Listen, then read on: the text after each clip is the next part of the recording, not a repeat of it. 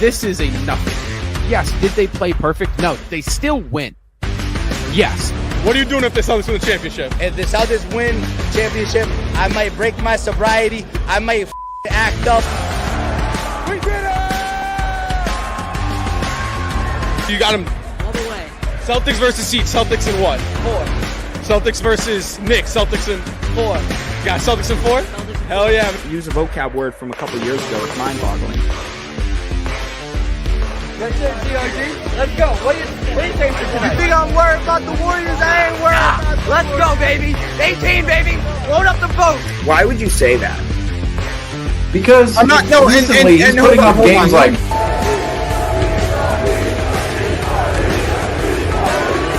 above our head for the players. literally right now. But I think when Marcus, especially Marcus, when he got traded, I think that was a wake-up call. You think right now Rob, it's still New York? I do. And when I think of the Celtics dynasty, honestly, one of the first names that comes to my mind is actually Brad Stevens.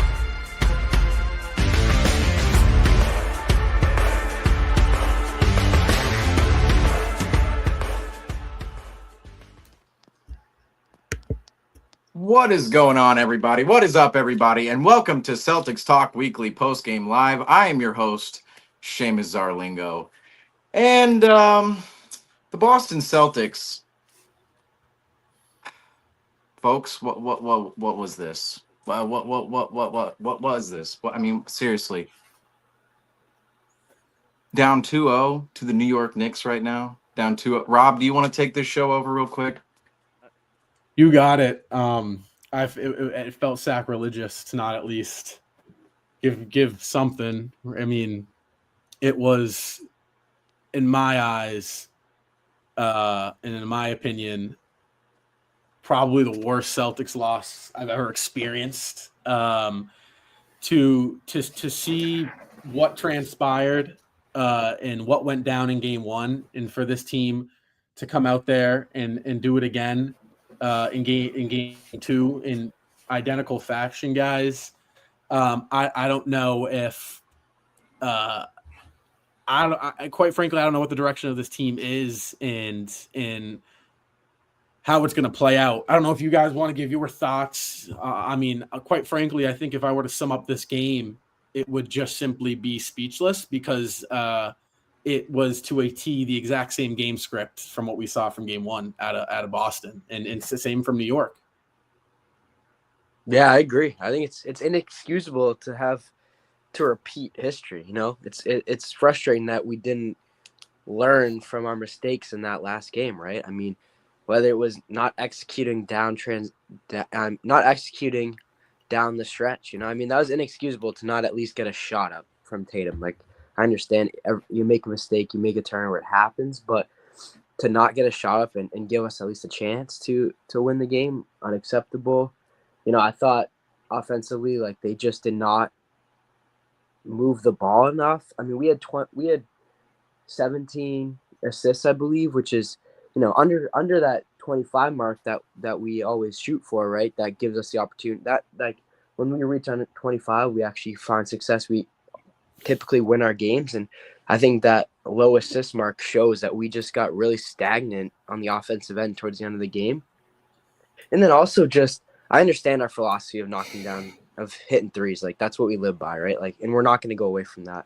But, like, sometimes in transition, it's like we're passing up like a 3-on-1 opportunity to shoot like a long three when we have an opportunity to get an easy bucket at the rim. Like, those are the type of things that we need to take advantage of in a playoff game. And it's just frustrating to see this team who's had such success and has been playing so well to just kind of not crumble, but feels like they're really, really struggling right now.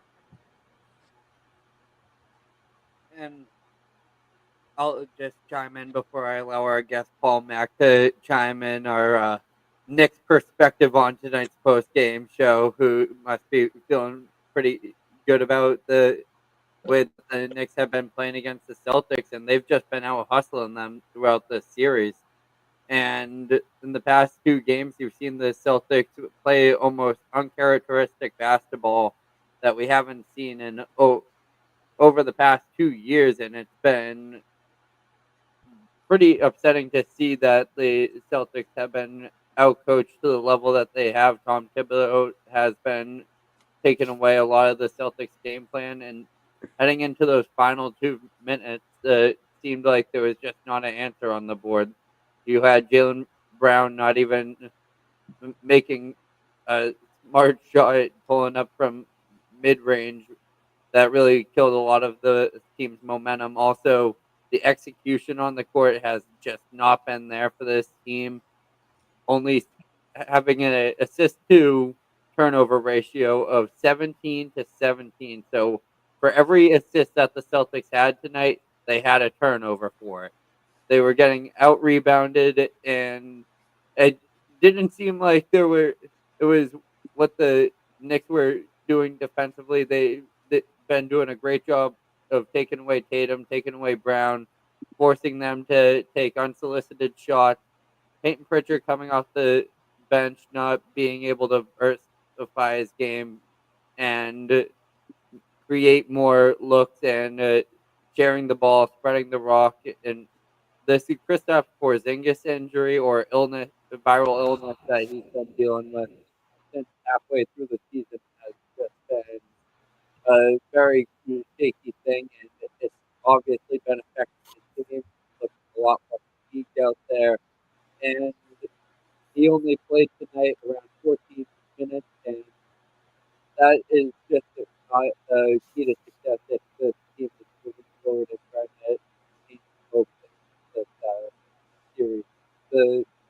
Heading into New York, we've been seeing the Boston Celtics have been playing as well at home, and I don't want to credit that to anything. I think this team would be able to show up anywhere if they showed up to 15 feet under and hell, they should be able to show up and play against the expectations that we've seen them playing at. No matter if it's TD Garden or Madison Square Garden, the team needs to be able to show up and carry out both when at home just to even out this series. But now you're heading into New York, but you have your back against the corner, and there's not really much that this team can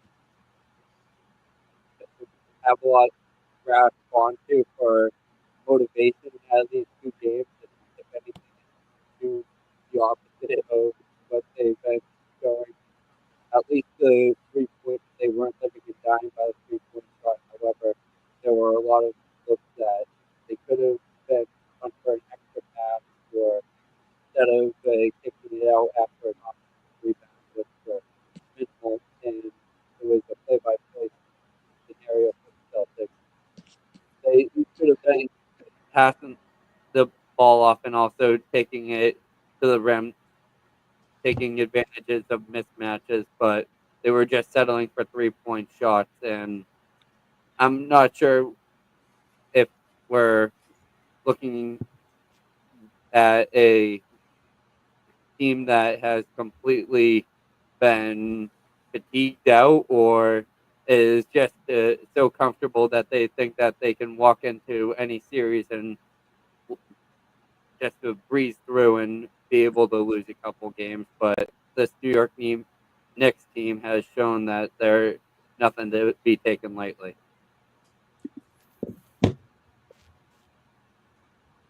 And Paul, if you want to share your thoughts with us. Oh, it's my turn? Cool, yeah.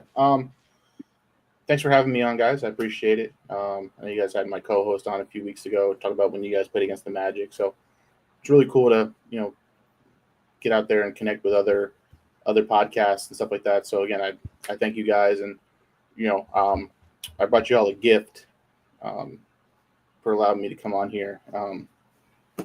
Got some boots right there. We could put those on center court and rock those right there.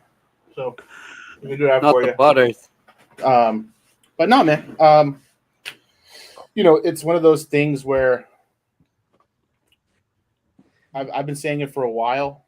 I just don't feel like Tatum is a closer, and these last 2 games have kind of shown that. I mean, with the shot he took at the end of the fourth quarter, regulation in game one, and then whatever this debacle of a play was that was called to end this game. I mean, the ball's in your best player's hands. You saw what Brunson did with it when he had it. He took it to the lane, drew a foul, got 2 easy free throws. And it's just, the Knicks have a lot of heart right now. No pun intended. Obviously, Josh Hart is all the hustle you need, but they're just playing with a lot of heart. And they were down double digits again. Didn't hit the panic button. Tom Thibodeau is surprisingly, like, our bench isn't deep. We only played 8 guys, but knowing that Mitchell Robinson is just out there, he had a plus minus of plus 13 in game one, and he had a plus minus of plus 19 in game two. So his defense, his rebounding, just makes the big difference. And in the off season when the Knicks made those moves, re-signing OG Anunoby, trading all those draft picks for Mikal Bridges, this is why you do it. You get those long wings to at least contest those 3-point jump shots that Boston likes to shoot. Whether they're missing them, whether they're open or not, whether they're just having an off game, whatever. But at least and you saw in these last 2 games, Mikal Bridges is right there at the end of the game making a play. Whether it's the steal on Brown, the block, and the play here late in this game, it's just I wasn't sure if I could say curse words, and I heard the little intro video when it started, but like, fuck them draft picks, you know what I mean? Like, this is why you make those moves. Right. Like the length that the Knicks have on the perimeter, and then the athleticism of a Mitchell Robinson who's finally healthy, and you can see that he's healthy and he's making an impact. It's just huge, man. Like, this was more of the game that I would expect from these two teams. Like, even the first game, like 108 to 105, like that's not, that's around the ballpark. I feel like these games are going to go. They're going to see crazy offensive output just because of how well they play defense. Now, obviously, you guys can come out and knock down 33s at any point. So we do have to keep that, like that can happen. Obviously, these first 2 games are, shooting 25% from 3 this game and just as bad as the last one. I mean, you didn't shoot 60 this time. But you guys just started the game off so aggressive. Like, that first quarter, you guys were getting in the paint, and I was like, oh wow, this is different. Like, Jaylen Brown was very aggressive. That got Derek White going a little bit, but then it just seems like when you guys get the lead, it's just weird, man. It's just a weird. Well, I'm interested from your perspective, Paul and Griffin. Thanks for joining us. We'll get over to you in a second. But I'm interested from the Knicks perspective, because if you ask a Boston fan right now, this series feels like everything Boston isn't doing versus what New York is doing. But from what you're seeing, is there something that New York's doing when they go down by 20 that's giving them these opportunities to get back in the game? Or is this Boston just repeatedly shooting themselves in the foot time and time again? I mean, I think it's a little bit of both, right? So, like, you'll see when they were down, 19, 20 points, like, they had Brunson on the bench. They let Deuce McBride in there. They had Mitchell Robinson. They had these guys in there. And these guys are able to, they're a little bit better defensively. Obviously, McBride, he's undersized, but the way that you guys substitute, like if Pritchard's in the game or if a smaller guard's in the game, like, that's not that big of a deal. But the fact that we can sit our guy and then we still have like Hart or Bridges out there, Towns if he's not in foul trouble, it just makes all the difference. And when your all-star guy is getting rest towards the end of the third quarter, and you give him the freedom of like, all right, you're going to run the whole fourth quarter. Like, you're not coming out. So we can rest you. We can cut the lead down, get it manageable going into the fourth quarter, and then, let the clutch player of the year do what he does. So that's the thing for me is just the way we're managing our guys and the way that Tom Thibodeau is like, Brunson played 37 minutes. So, I mean, he still played a lot of minutes, but like he rests him at really good times. Like, he rests him towards the end of the first quarter. He rests him towards the end of the third quarter, no matter what the score is. Like, even being down, 14, 15 points, like, he'll still sit him and he'll keep, Bridges, Hart, Towns if he's available. But like the way Mitchell Robinson's playing, we could rest Towns or go double bigs, and then get the rebounds. The issue obviously is like with the way that you guys are shooting, it's a lot of long rebounds. So that's where Tatum and these guys are really getting those long rebounds. But as far as just like being able to play the double big with Towns and Mitchell Robinson, like we're kind of cutting off the rim. So it's at that point that you almost have to shoot. We're almost daring you to shoot. And at some point, like I wonder at some point if that's gonna kind of bite us a little bit, and then we get kind of PTSD from opening night of the season when you guys dropped a whole bunch of threes on us, because it's going to happen. Like you're going to have that game. Like you guys are way too good at shooting, like to have back-to-back, 20% 3-point shooting games. But for me, it's just how you guys are playing with a lead. It makes me uncomfortable. Like that's the biggest part is we can get down, and I'm not concerned because you guys just like take your foot off the gas, and it's just we're gonna bomb threes and try to either beat you by 40, or we're gonna let you right back in the game. And that's the thing is there's no like urgency to like just keep putting pressure. There was no pressure applied once you guys got up, and it allowed us to battle back. And Mikal Bridges hit some huge shots. But and then it's just keeping it close, man. Because if we can keep it close, we got Brunson back there. We got the Brunson burner. So I'm confident that if it's a 1 possession, 2 possession game, and there's a minute left, that we'll get an opportunity. And then it's just at that point, who's going to close. And I just don't think Tatum, for whatever reason, just doesn't seem like a closer right now to me. Well, I'll tell you what, the Knicks have positioned themselves to take a commanding lead in the series, just having to take one back at MSG. Griffin, you look like you've gone through war right now. You look like you're in rough shape, and honestly, I think this is the closest thing that we've gotten as Celtics fans. So let me hear it, man. What'd you see tonight? How are you feeling? Where are you at? I'm gonna just say I'm pissed. I'm pissed. I wanted to apologize to Knicks fans. First of all, I wanted to say I'm sorry I've been cocky and, was going Celtics in 4. And I wanted to apologize about that. I wasn't I wanted to apologize. Familiar with your game, Shaquille O'Neal. Yeah, I just that was very silly of me. But ultimately, I'm just sorry for swearing again. I'm pissed. I mean, the Boston Celtics, like, come on. You need to close out games, and you guys all know this, and I said this the last post-game show. Your go-to. This is the go-to. You have to keep your foot on the gas pedal. It's what it is. The Boston Celtics, the reason why they keep losing these 2 games is because it's just a fact, and you already said it, it's just they're not keeping their foot on the gas pedal. And these are 2 games that they should have beat the Knicks, and you guys know that. So it's visibly upsetting for me, and I do want this. Like, I want this to be a good series, but the Boston Celtics, if they can't wake up and get their heads in the game, then we might even get swept. Like it's one way. Is that what we're dealing with right now? Is that a real possibility right now? Like the Boston Celtics might get swept in the second round? I'm saying this: if they cannot stop. If they don't stop keeping their foot on the gas pedal and playing like they don't want to win late in the game, then it's completely possible. I mean, be honest. In that last quarter, did it look like they wanted to win the game? Did it? They look looked gassed.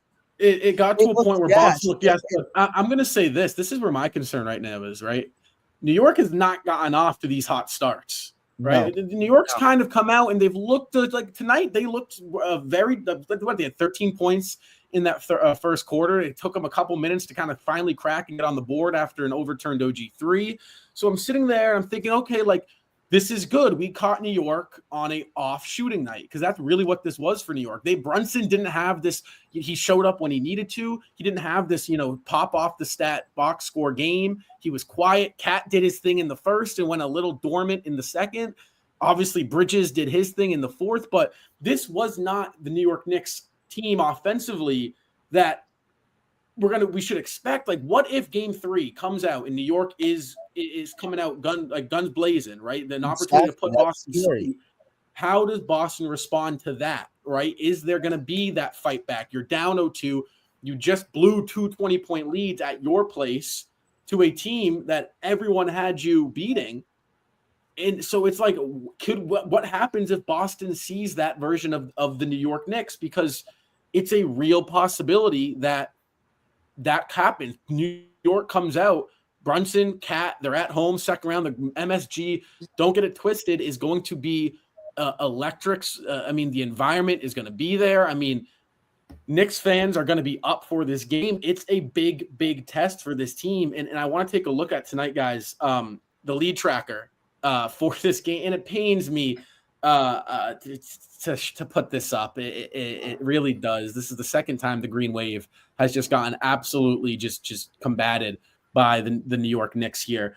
Guys, you take a look at this lead tracker, and I know we've talked about it time and time again, and I really want to address and hone in here and get everyone's perspective on that fourth quarter, that especially that 8 minute and 30-second period where Boston went without a field goal and New York eventually took over that lead. Again, real quick, guys, Boston led by as many as 20 points tonight to New York's 6. The longest run of the game was 9, 18 lead changes. The game was tied again 12 times. So, guys, you look at this and you look in that 8 minutes and 30-minute stretch where Boston goes scoreless and eventually Tatum goes downhill after a timeout and scores. In that period, what was it exactly? If you were to pinpoint one thing, because I know there's a lot, missed shots, turnovers, rebounding, you could point out a lot of things, but to you, if you had to pick the biggest determining factor, Franco, on this, where would you go? Shot selection and the just effort level on the defensive end. They were the New York Knicks. If anything, everyone expected this series to be a much more high-scoring series than what we saw in round 1 with the New York or Orlando Magic, and we expected the Celtics to be able to match up with the New York Knicks defense and be able to see a little bit more of a shootout type of duel through the series, and seeing the Celtics just slip away from what was trending for them, which was creating open looks and assists for each other during that third quarter, being able to swing the rock and take advantage of matches. Whenever Mitchell Robinson is on Peyton Pritchard shouldn't be pulling up and taking a shot with the 7-footer on him. He should be trying to get by him. And there were a few times that Peyton Pritchard actually ran right by him and ran right back out to the 3-point line. And that's really unacceptable for this team. They need to be taking advantage of any opportunity given by this New York Knicks defense to score. And it really comes down to trying to get those types of plays out of your best player, which is Jason Tatum. Jason Tatum only scoring 13 points tonight is inexcusable in a round 2 in a series where you're matching up against a team where the New York Knicks were.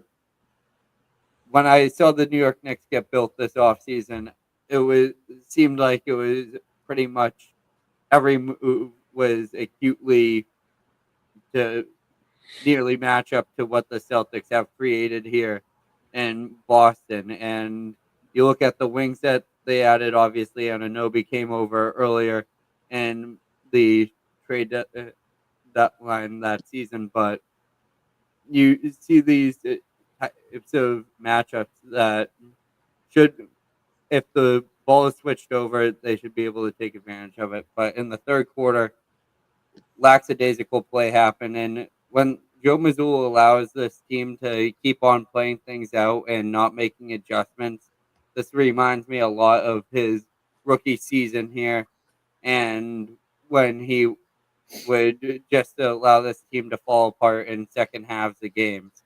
We're starting to see that come back into vision, and that's very scary, especially if we remember last time the Celtics collapsed in that fashion.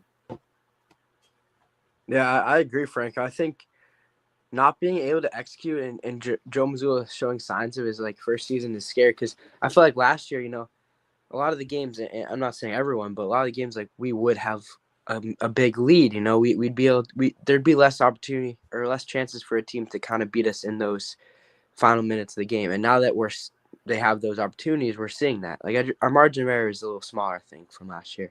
I also think just the lack of production from our stars. Brown in the fourth had 0 rebounds, 0 assists, 0 steals, 0 blocks, 0. Like he just was running out there like nothing. He had minus 15 for plus minus. Like we need production from our stars. I mean, it's inexcusable and it's just frustrating to see. And Tatum only had 4 points. I mean, it's tough when we don't have production from those guys. And it's just tough. That's not going to help us. And then also, just in effort wise, they won the rebounding battle 17-10 in the fourth. I mean, we're giving them more chances to beat us on the offensive end, and we're just giving them air to breathe and in hope to really punish us and go back to go to New York with a 2-0 lead is just ridiculous. And I just think right now we're giving them too much space, and we're not really physically like imposing our will on them on the defensive end. Seamus, welcome back. Oh, muted. You're muted. Jesus Christ. Okay. Lord and Savior. Tonight's game was absolutely, utterly inexcusable by the Boston Celtics. Absolutely, utterly inexcusable. All right? When you're facing this New York Knicks team with the mismatches in which you have on the floor, okay? You have Karl Anthony Towns out there. You have Jalen Brunson on there. If you're Jason Tatum, you're 6'10". You're 6'10", all right? Jalen Brunson is my height, all right? 6'1", 6'2", 6'3" at the best. Maybe wearing high heels. Jalen Brunson is 6'3". When you have these type of mismatches on the floor, and Mitchell Robinson as well, if you're the Celtics, you have to take advantage of them. You cannot be hucking up threes in the most crucial moments of the game. It's absolutely, utterly ridiculous that we see a 2-0 New York Knicks series lead.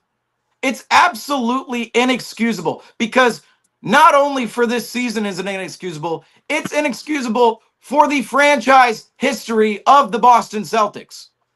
Because this is a team that has the opportunity to do something that no other Celtics team has ever done since 1968-69. Since the Bill Russell Celtics, to go back-to-back and win the title. And this Celtics team is 100% talented enough to do so. 100%. They were title favorites for half of the season until OKC passed them up near the end of the year, when the Celtics were actually playing well. To not take advantage of these mismatches and to not put away two games where you lead by 20 points on your home floor, away in the NBA playoffs. Franco, Griffin, Andrew, we have talked about this in the regular season. We have talked about the team's bad habits. We have talked about the Celtics taking their foot off the gas pedal in some of the most important moments of a game. And you cannot be doing that if you're the Celtics. And we said this all season too. You cannot be doing that if you're the Celtics in the NBA playoffs. The margin of error this season compared to last is so much slimmer for this Celtics team. So much slimmer. And yet, this team, the Celtics, 2 20-point leads in the third quarter on their home floor, and they blow both of them? Both of them. We have been talking about this all year long, about kicking the bad habits, playing a full 48 minutes, not letting another scrappy, physical team come into your building and push you around. That's been a problem with the Celtics all year long. all year long. And even the last half of the season, the last quarter of the season. Franco, me and you had a conversation on here. I believe it was after the Sacramento Kings game where Jason Tatum hurt his ankle. Might have been against the Phoenix. I don't know. I don't remember. It was the West Coast trip. In that game, in that scenario, we are sitting there saying, have the Celtics shown us enough to prove to us that they're ready to go 4 rounds? Because all season long, it was, well, they're good. They're still winning games. Their scoring margin's good. They're atop the league in all these categories. But, they take their foot off the gas and they don't care about some of these third quarters and some of the mid portions of these games. And down the stretch, they fumble the details around, inbounding the ball, hitting free throws, just executing down the stretch. Have they shown us enough in the 10, 20 game sample size to suggest this team is ready to turn it up and go back to back? We had this conversation. And yet in the second round of the playoffs at home, this is the conversation we're having. We're watching the New York Knicks on our home floor. No offense to the New York Knicks, but this is a squad. All of Paul Mack, I hate to say it, but a lot of the New York fan base coming into this series was convinced that the Celtics, they were going to win. This is a New York-Boston series, and you had a New York fan base, an objective New York fan base at that, say, we understand the Celtics, they're a juggernaut squad. The Knicks, the versatility, the bench, everything we talked about, we understand. And now 2 games in, at home, at the TD Garden, the Boston Celtics are down 2-0 in this series and have to win 4 out of the next 5 games in order to advance. And I'll say this, I don't doubt that they'll do that. I don't doubt that the Celtics team can't do that because 25% from 3 in 2 straight games at home, that's ridiculous. That's ridiculous, especially when you're winning other margins of the game, such as the rebounding battle, such as the turnover battle, points off of turnovers, the field goal attempt discrepancy. The Celtics are winning all of these battles in this series so far. All of the battles in which last series was so crucial to take away from the Magic in order to take any hope away from the Orlando Magic winning a ball game. And yet the Celtics come into this game tonight knowing what's on the line. They grab another 20-point lead and do what they did. It's effort. It's effort. It's on the offensive end of the floor. It's executing. It's taking care of the mismatches. Jalen Brunson, Karl Anthony Towns, taking care of the mismatches. I have so much more to say on this, but I'm so disgusted by this Celtics team right now. I'm absolutely disgusted by this Celtics team. It's absolutely ridiculous. They need to get their heads out of their asses right now. And this is exactly how Joe Mazzulla should be talking in the locker room. Because this team deserves a kick. They're all veterans. They're all adults. But guess what? Sometimes some adults need some kicks. Yeah, Wick Gross. It's ridiculous. The chair again, like he did in Miami. It's ridiculous. We need a Shimmy Ojale in the locker room right now. Anybody remembers that? Before I get into mine, Paul Mack, do you want to just say what your takeaway was from that lead tracker and the Boston Celtics going off to a commanding lead and dictating the pace most of the game? And then the Knicks at the end, you obviously see it, sparked it, and pulled away with it. What are your thoughts, the lead tracker? Well, I think you saw that kind of, I don't know if all the media got to you guys or what, but like you definitely shot a lot less threes. I mean, Tatum only took 5. Jaylen Brown only took 7. Derek White just has an unlimited green light apparently, and that he's gonna take all of them. But like for me, the wild stat is that Tatum took 19 shots, only took 5 threes, so 14 shots that weren't 3-pointers. Only shot 2 free throws. So what kind of shots is he shooting? You know what I mean? Contested, weird, spin around, fade away, mid-range, like contested floaters at the rim. Like he's not taking advantage of matchups that he probably should. And that's a big difference for me is if you got 14 shots and you only shot 2 free throws, that shows me you're not getting to the rim. Because if you drive to the rim 14 times, he's probably going to get fouled 4 to 5 of those times, and he's going to get free throws. So, the shot selection is always an alarming thing. The Knicks early on in the game, like they were really abusing Al Horford with Karl Anthony Towns. That matchup was just Towns was eating him for lunch for like a good little like 2-3 minute stretch. I mean, your best player plus minus was Luke Cornett, and I don't even think he was in there when the game mattered. You know what I mean? He was 3 for 4. He played 18 minutes, but like it's just a different thing when he's making shots. Al Horford's not hitting shots, so he's not even a threat at that point. So then that just frees us up to have Mitchell Robinson or Karl Towns just kind of roam and be that support if Brown or Tatum, try to make a break to the rim. But it's just, it's just matchups and it's just effort, man. Like the Knicks are just the effort that they're putting out there. And like you guys said earlier, like we're starting off so slow. Like we're essentially putting ourselves in the hole both of these games. Like we're not shooting the ball well start the game. We're putting ourselves in a tough spot coming out of the first quarter. We're playing from behind.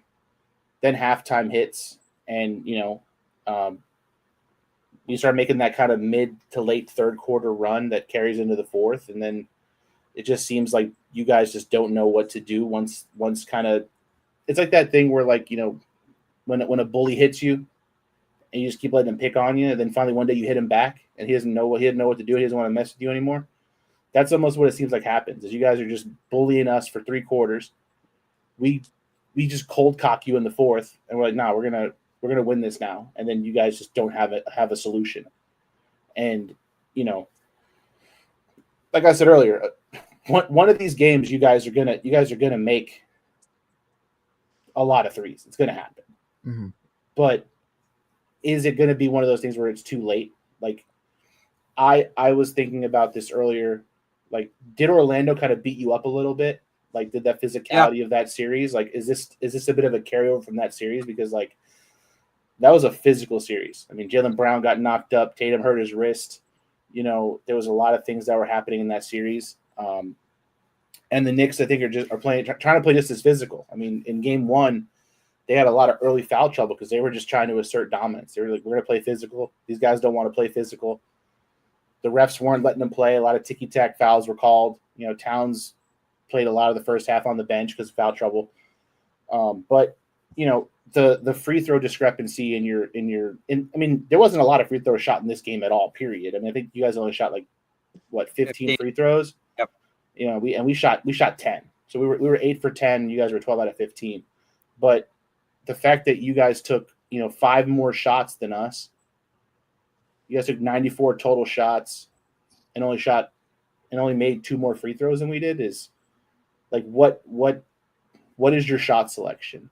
And I think that's the thing is the Knicks shot selection is their guys are there's times in like those late quarters where we get to our spot whenever we want. Like Mikal Bridges was getting any shot he wanted in that fourth quarter. He was just getting to the mid range. He had a couple threes. Jalen Brunson. And your wings actually cut. Hits a big three. It's just there's a lot of movement, and this our guys. Josh Hart had a nice little cut and a little layup there, and it's just Mitchell Robinson is just being aggressive on the glass. If you keep the rebound short, if they're not long rebounds, like we have some guys that can rebound. I mean, Josh Hart's one of the best undersized rebounders in the league, and Mitchell Robinson's going to crash the boards every time. That's why he's out there. But it just comes down to just the effort, man. The effort that the Knicks are putting in. If God forbid we come out the gate hot. Because my thing is I want to see how you guys respond playing from behind. I want to see how that changes. That changes kind of the flow is if you guys are down 10, 12, 15, what is your resiliency looking like? Franco, you want to answer that or do you want me to go now? That would be that's a good question because I would like to say that we've seen that team really answer to those types of moments. And you are 1,000% correct when you make that analogy towards the big bully who finally gets punched in the nose and cries back home to his mom. I think that's exactly what the Celtics team has shown.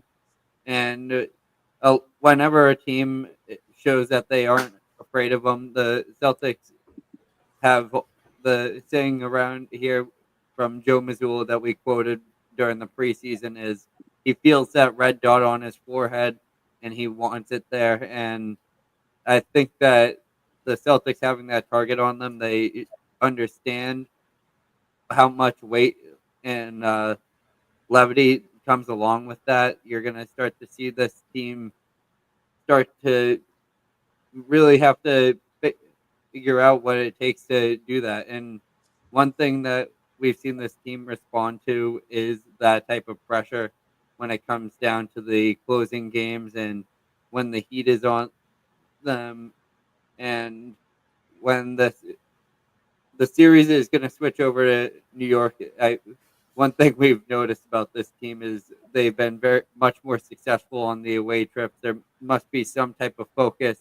The joke I made earlier on this season is the Celtics really love their Marriott Bonvoy points and the JetBlue points that they have there. They love to use those, get those spa days in. But I think that you see this trend really turn into a clean slate. If New York gets out to a hot run, we'll have to see Jason Tatum or Jaylen Brown step up. If they're wanting to make history, as Seamus said when he first joined in earlier on, saying if the Celtics want to make history like the 68-69 Bill Russell Celtics, they're going to need to have historic moments. And they have two players who are poised to make those types of moments.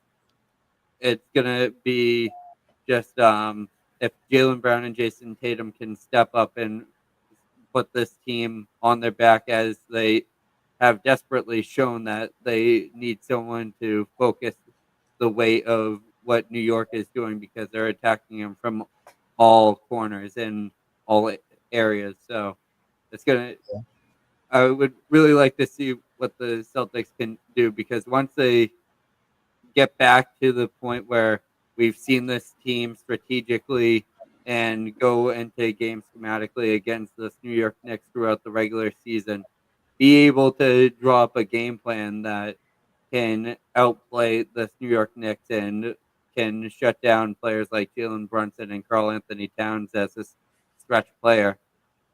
But we just need to see that translate over into these playoffs. Yeah, I want to say this is I agree with what you said, Paul Mack, is crap. I had it and then it disappeared. But I think this. I think the Boston Celtics, they could totally win games on the road. You guys see they are more than capable of that. But it's the fact that Seamus already mentioned it too, is that you can't get it done in front of your home crowd. You can't. Now, is this series impossible? Oh, that's what it was. So you already said it. The Celtics are pretty banged up from that Magic series, and it's clearly visible. But it's the fact that how bad do you want it? Like it seriously. Like it's like, I was watching. I was at my job pretty much all game, but then I came back for the second half, and I'm looking at the Real app, and I'm like, wow, we are really responding to what the Knicks did to us in game one. Like, we are coming out with some firepower and we're not letting up. But you look at the end of that game, and Rob said it earlier, the Celtics ran out of gas, and that's just unacceptable.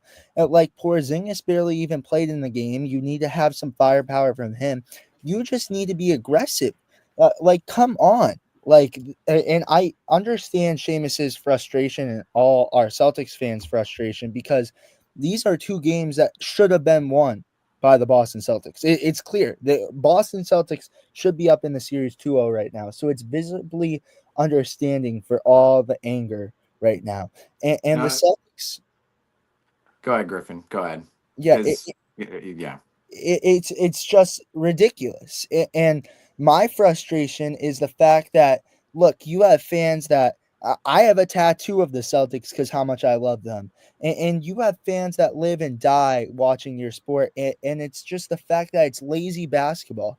And I'm even going to give Joe Mazzulla, you said Joe Mazzulla needs to go in the locker room and scream at them. Joe Mazzulla needs to... Maybe not that, quite that. Maybe just a little kick in the ass, a little come on now. Yeah. Come on. Come on now. Like, we're way better than this. We're way better than this. And the Knicks... it starts off with this, though. There should have been a timeout at the end. He should have collected it.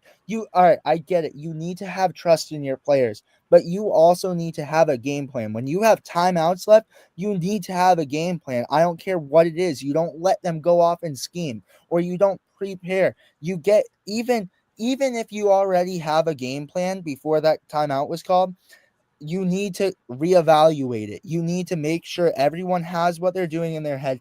And it's just unexcusable turnovers too. I mean, there were so many points in that game. When I saw the Celtics were down by 4, when they cut it to 4, I'm like, oh, all right, this game is over. Like, because you saw what they did in game 1. You saw what they did in game 1. And then you come into game 2 and it's the same situation. It's like, what do you have to do to win? Like, and you guys know, I said this the most during regular season. I was like, is this going to come and bite us in the ass in playoffs if we can't keep our foot on the gas pedal? And look exactly why it's happening. Both games, we don't keep our foot on the gas pedal. We are very hesitant towards this lead. And it's like, come on, it's a lack of effort. It's effort. You need to give it all. How badly do you want it? If Tatum, I watched Celtic City, and if Tatum's like, all right, well, you have to win a championship to be up there in the rafters with everyone. Well, it's the fact that, all right, you got one done, but don't you want to be where everyone else since Bill Russell hasn't been? Don't you want to be there? Like, it shows how bad do you want it. Sorry, Andrew, you can go. I'm sorry. I'm going on a little tangent. No, you're good. Well, I just, for a while, and I'll let Seamus go because I know he's itching to say something. But first, like, do you want to be in the banners? Like you already said, they won a championship last year. And Franco, I agree with Joe Mazzulla saying, like, when the pressure's on, it feels like there's a red dot on your forehead and you got to go balls to wall and get the job done. But there should have been a red dot on the forehead the first game of the series, because we know that the Knicks, this is a rivalry. We know that the Knicks are looking to show the NBA that they are a capable team.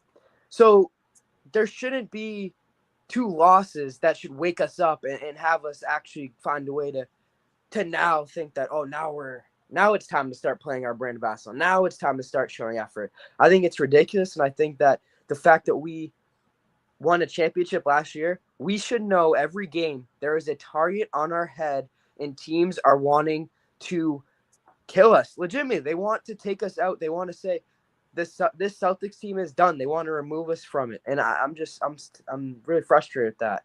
And then another thing, the Knicks, and I think there's been a lot of hate towards Tom Thibodeau and the way he's coached and giving too many minutes to certain players and not letting them rest.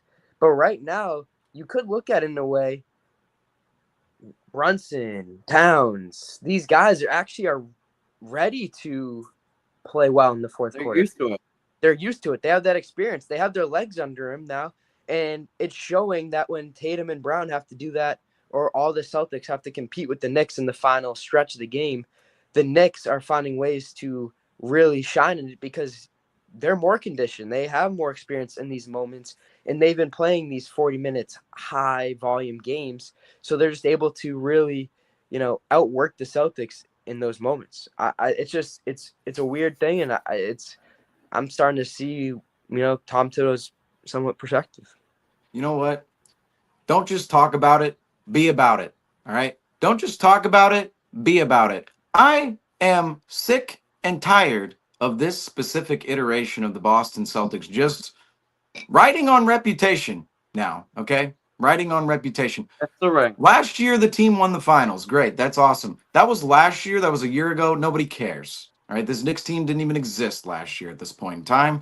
And last year's team, let's face it, it was a cakewalk. All right? We've said this even throughout this season, analyzing this team. Last year, you faced the Heat without Jimmy Butler. You faced the Cavs without Donovan Mitchell. You faced the Pacers without Tyrese Halliburton. You faced the Mavericks with an out-of-shape Luka. 4 teams last year who 100% allowed the Celtics to cakewalk to the NBA championship and the Larry O'Brien trophy. Give the Celtics credit, no doubt. They certainly earned that trophy with some magnificent play along the way. And there were moments in the playoff run last year in which the Celtics overcame adversity, overcame moments not quite like this, but obviously some ruts in the road. to come back and win that championship. But compared to the road in which is going to be the path this year for the Celtics, this year's road, this year's path, much rougher, or a lot rougher than last year. All right, the first round, the Orlando Magic put up, out of all 4 series last year, looking at the Orlando Magic this year, the Magic played the Celtics better this year than any of the 4 teams last year in the 2024 playoffs.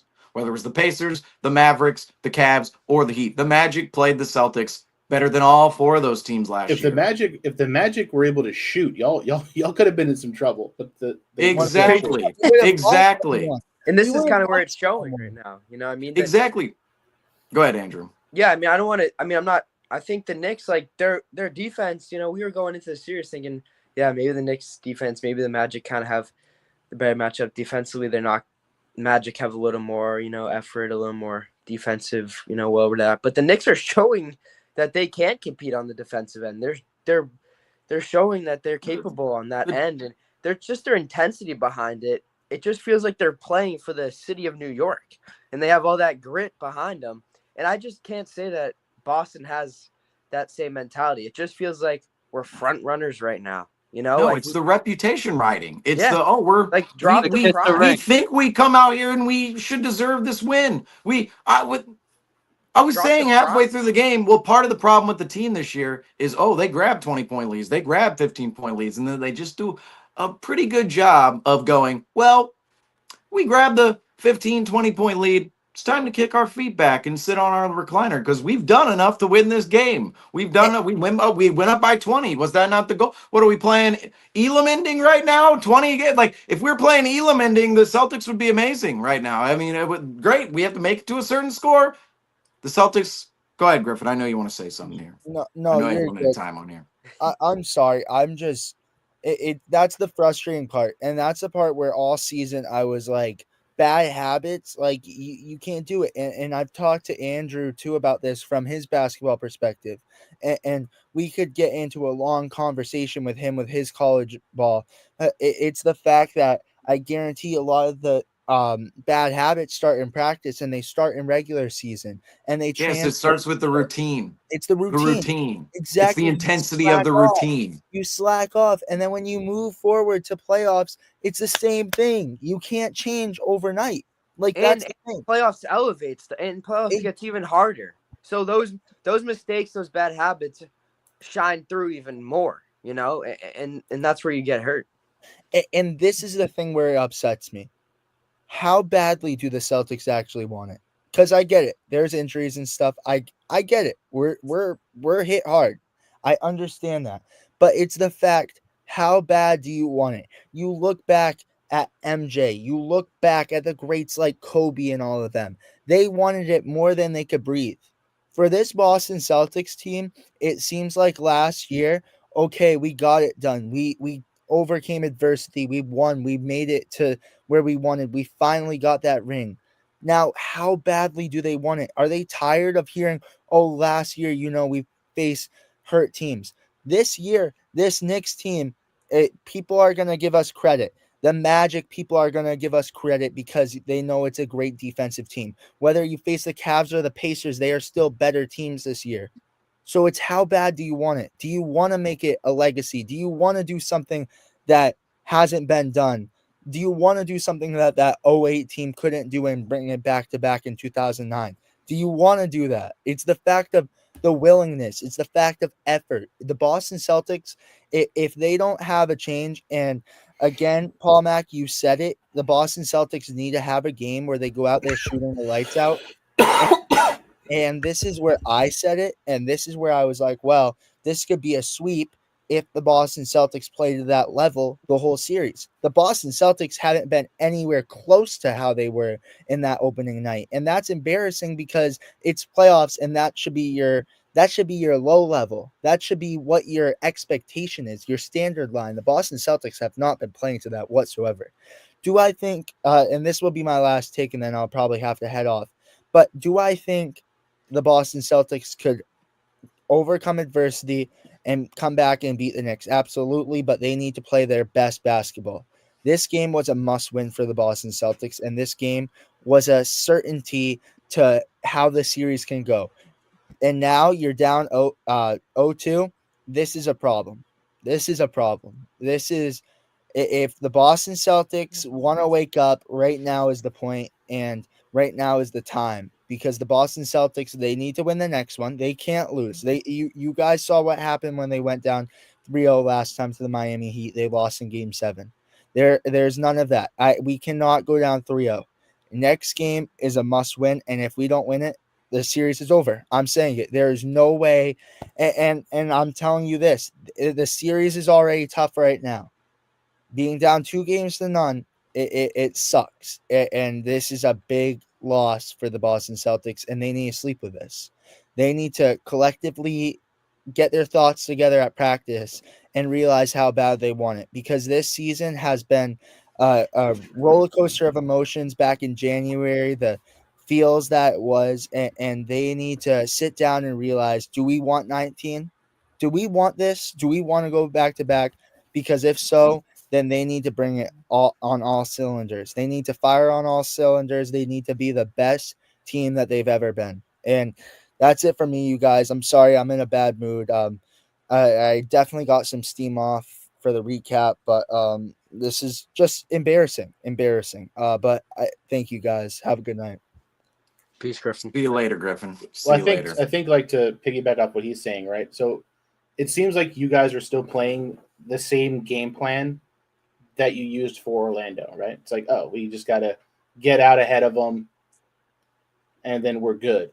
But it's like Orlando doesn't have the team to overcome a 20-point deficit. Like if you get up by 20 versus the Magic, especially with how they play in the third quarter, you're going to win by almost 40. They're just not built that way, and it's just the way that you just don't go for the throat. You know what I mean? And it's just you allow a team of guys who, again, were there last year. Like the Knicks were here last year. Like they, if it wasn't for a bunch of injuries, like that Indiana series last year would be totally different. Like just as much as like, the Celtics kind of dealt with a lot of injuries to get them to the finals. Like the Pacers' path was pretty wild too. They played a lot of injured teams as well. And it's just the Knicks are healthy. They played the long game. Like Mitchell Robinson missed most of the season. He came back right at the right time. His minutes have gone up as the playoffs have gone on. And you have guys that you can trust besides just Brunson. Like when you need a shot, there are guys they can go to now. Like Mikal Bridges is a guy they can go to. OG Anunoby's been a lot more aggressive, and he's a lot more confident shooting the ball than he was last year. You have Karl Anthony Towns, who at any point can, stretch the defense out. He doesn't require the ball the way that Julius Randle did last year. So it's a whole different makeup, and it just shows that the regular season doesn't matter. Like all those losses to the top teams in the regular season, none of it matters. None of it means anything. You play who's in front of you, and you just sometimes it's almost better to go in as the underdog and the world thinking you have absolutely no chance. Mm-hmm. Those are the most dangerous teams in sports, man. The ones who just are playing with house money.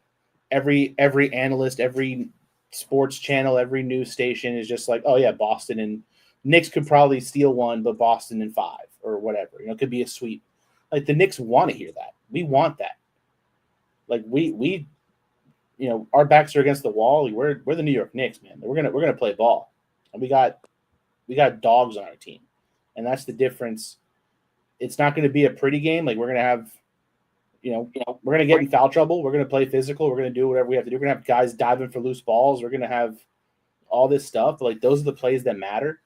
And like Josh Hart is literally a madman, just flying in for rebounds, and just the fact that you can close the game. Like Karl Anthony Towns was off the floor at the end of that game. They had Mitchell Robinson in there because, he was playing really well and he's a better defensive option. But just Thibodeau trusting the limited guys that he's running it's impressive. Like I still think we need. I mean, the playoffs benefit our system because like 8 guys. Like you're not going to run a 10-man rotation in the postseason anyway. But like just Deuce McBride and for Deuce McBride and Mitchell Robinson to give you over 20 minutes and Deuce McBride gave you almost 18. So that shows that you're able to rest Jalen Brunson, you're able to rest Karl-Anthony Towns, and keep these guys fresh to make these runs. Like if Mitchell Robinson and Deuce McBride aren't doing their part, and you guys are just running away with the game, like it kind of changes the perspective. But the fact that we can keep it close and even cut a lead with our stars off the floor on the bench, like that's the most positive thing you could probably have. Well, this is, first of all, I got to get back on this Celtics tangent real quick. This New York Knicks team is so respectable in my mind, and to me, it's like I hate the Celtics more than the Knicks right now. I mean, I don't care that the Knicks are up 2-0, and you know we're a Celtics broadcast here because I have major respect for the New York Knicks. I mean, OG Anunoby, Josh Hart, Mikal Bridges in particular. I mean, we talked a lot about Towns and Brunson. Obviously, Brunson was fantastic in Game 1, and then Towns had his moments in Game 2. But it's really those three other guys who are causing a lot of hell for the Celtics: OG Anunoby, Mikal Bridges, and Josh Hart. Those guys are all players you want on your team. And I'll say this: we said coming into the series, we can't see guys like OG Anunoby and Josh Hart or Mikal Bridges. They can't be going for 25, 30-point games. Well, look at this: Josh Hart tonight, 23 points, 3 of 6 from 3, and he was 9 of 15 from the floor. In Game 1, you have OG Anunoby go for 29 points. You also have Brunson that night go for 29 points, which I believe Quincy on our program here said Brunson wasn't going to go for 30 in this series. So far, Quincy, the one guy winning the bet, the one bet we thought was actually not going to win whatsoever. Hey, you held Brunson under 30 twice, 29 and 17, but it's the rest of the guys. It's Josh Hart, Anunoby, Mikal Bridges. They're simply playing harder than guys like Jaylen Brown and Jason Tatum right now. And that is something to me that just it says something about the culture of the Celtics right now. It says something about the culture of the Celtics because right now the Celtics are 100% riding on reputation. Reputation. Oh, we won last year. Oh, the Celtics in history. We're this grit and grind ball club, and we like hustle and we like to get grimy and we like to get down to it. No, that's the New York Knicks. The New York Knicks play that way under Tom Thibodeau. The Celtics under Joe Mazzulla, they don't play that way, all right? They like to hold the historical reputation of that. They like to hold the persona of the city of Boston, like, oh, look, we're this hard-playing, physical team. But the reality is this entire season, the Celtics have not been that hard-playing, physical team. Franco, I know you know what I'm talking about because we've been talking about this all season long. We've been talking about, this team just sometimes doesn't give their full effort, just doesn't execute to the most precise point. And that's actually another theme, another point on this team right now. But in terms of the physicality, the effort, and also the general want within a game, I believe Griffin already talked about it. But the fact the Celtics, this was a must-win game. And I'll say this, you realize, right, you come into these games, you go, oh, it's a must-win. And it feels like that after Game 1 because, like, how could we ever go down 0-2? But here we are, down 0-2. It's completely possible the Celtics win 4 straight games and close out this series. And that's it, because that's how good the Celtics were in the first 3 quarters of both games, Games 1 and Game 2. They could win 4 straight games in the series. We saw them do it in the regular season. And Andrew, obviously, me and you were on the point coming into the series going, it's going to be hard to beat the Knicks 8 straight times. We didn't expect the Celtics to beat them 8 straight times. We expected the Knicks to beat the Celtics. But in these 2 occasions here, the Celtics level of effort, especially down the stretch, and it's really, I almost don't want to call it effort. It's almost pinpointed as looseness, right? Comfortability. I'd agree. Just sloppy turnover. It's not effort. It's arrogance at some point. Yes, Like, that's exactly what it is. It's the reputation riding. It's the word of the night. we're just coming into our offensive set, and from Tatum and Brown, every single offensive set. That's the thing, is you see these motivated teams, they look completely different on offense than the Celtics right now. Because the Knicks, lack of urgency, you know. Even the Cavs, even the Cavs in that game 2 yesterday, they blew it, obviously, but Donovan Mitchell in particular on the Cavs, and obviously the Pacers in that game, they're just going hard to the rim every single time, hard to the rim, getting into their offensive sets. That's something Bill Simmons and Zach Lowe, they were talking the other day, and Zach Lowe mentioned this point, and I completely agree. It's the Celtics, they need to get into their offense sooner. They have too many possessions where they get over the half court mark at the 18-second mark, and then they're sitting there dribbling the ball for 6 more seconds, and then all of a sudden you have 10 to 12 seconds to actually run your offense. And from that, the Celtics, they just need to get into their offense quicker, play quicker. The Celtics team should be the better offensive team than the New York Knicks. They should be. You look at the options in which the Celtics have, the mismatches. That's the wild thing, the most insane thing about this series is the amount of mismatches in which the Celtics have on the floor and the way in which they're attacking them. It's completely inexcusable, especially knowing the player in which Jason Tatum in particular, the level he reached this season, he was a top 3 player for most of the season. And he's probably going to finish top 3 MVP, maybe 4th behind Giannis, who knows. But regardless, a top 5 season in the NBA by far.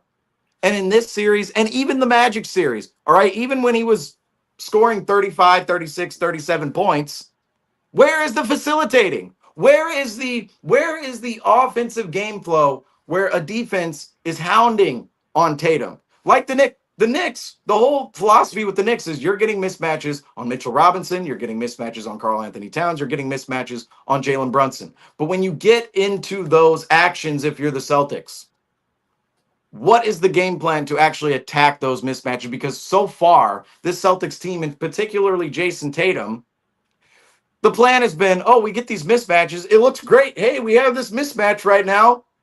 And then it's a huck up 3. It's a bad mid-range shot.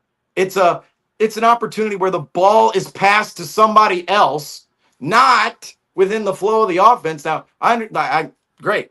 It's great to have ball movement. But on some of these occasions, it'll be Tatum on Brunson, and then, oh, I'm going to pass out to Giroux, who's on OG Anunoby. Like, what are we doing? Like, in those situations, I just want to go to Missoula and be like, do you not see this right now? Like, we are attacking Brunson with Tatum, and Tatum swings the ball so that Giroux can go one-on-one with OG Anunoby? Are we kidding ourselves? That's the worst offensive player versus the best defensive player on the floor. It's crazy to say about Drew Holiday, but that's how talented the Celtics team can be. Maybe you can make an argument for Al Horford, sure. But it's ridiculous. That was part of it, too, is there was a lot of times where you'd have the mismatch in the post, you'd kick it out, we'd collapse on that first pass, so you swing it around, and so you know Al Horford's taking a 3 out of the corner. And he was like 2 for 11. Like, you're going to let Al Horford shoot 3s out of the corner. Like, I'm going to live with that every single time. But you just... Yeah, what are you gonna do?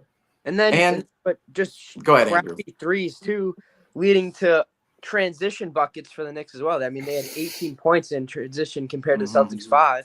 You know, not a crazy discrepancy, but in a close game like this, that is. You know, so that detail too. It's like bad shots lead to bad rebounds, lead to bad positioning for the glass, leading to offensive possessions. But that's also part of the issue for the Celtics is when they're taking these shots. You know, and what's crazy is some of these threes, like, yes, the 3 conversation, there's 2 sides of it. On one side, there's, okay, some of these shots are just a little too rushed, a little too quick. Like, these shots are maybe not the best within the moment, right? In the moment when we need a bucket, especially these you could feel, all right, in the first 2 games, you could feel the moment of the game where the Celtics, the rope just is gone from their hands and the crowd is going, all right, we have a 6-point lead, but we just had a 20-point lead, and they have Jalen Brunson, and our offense down the stretch has not been good all year. You can feel those moments in a game.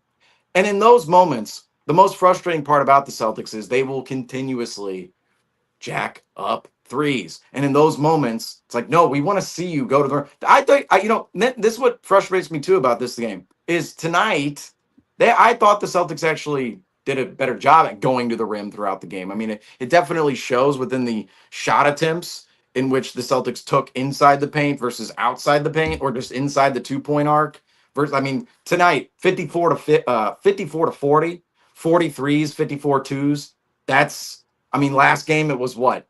It was 63s to 34 twos. Just a completely different in terms of attacking and actually getting into that restricted area for the Celtics tonight. But it didn't make a difference from the standpoint of the Celtics shoot again 25% from 30. And I wanted to add this point on too, is when the Celtics, those moments in which you need a bucket, they're still taking questionable shots. But when we talk about, this is where I think the effort conversation actually comes into play, is New York is giving more effort in transition. They're giving more effort going to get rebounds. There's a couple guys on the Celtics that I want to highlight, mostly Derek White, and even I think Jason Tatum at a certain point in time. I know he had 14 rebounds tonight. I mean, 13 of them were defensive rebounds, only one offensive rebound.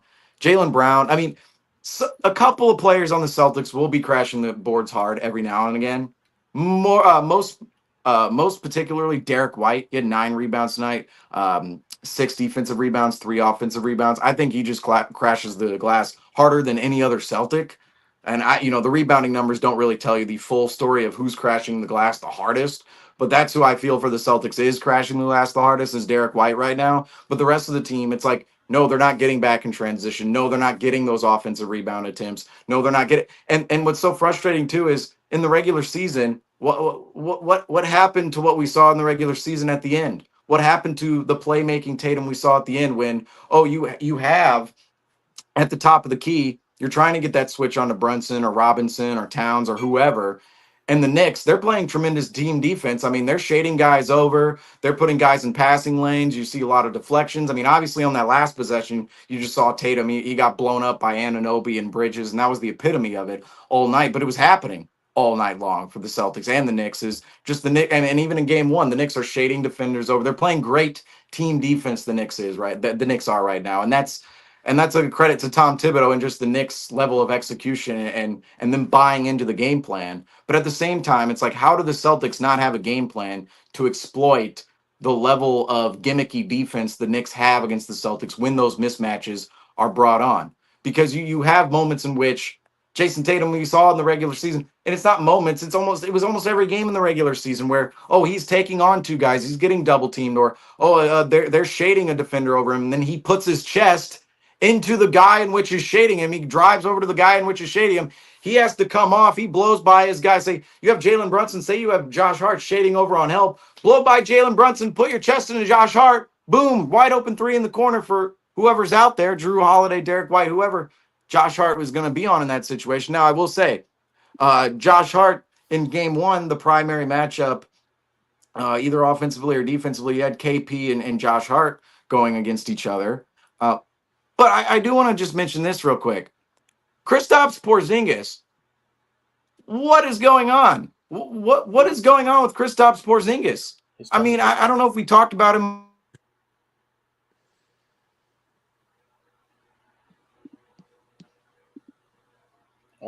Well, yeah, talking about Kristaps Porzingis, he only played around 14 minutes tonight, only had 8 points, 3 for 5 from the field with 4 rebounds. And this is a viral illness that we were talking about earlier on the season when it came down to the 3rd and 4th quarter of the season, when the team was just around All-Star break, and the news broke via Kristaps Porzingis about his injury and illness, and it wasn't broken by the team. He later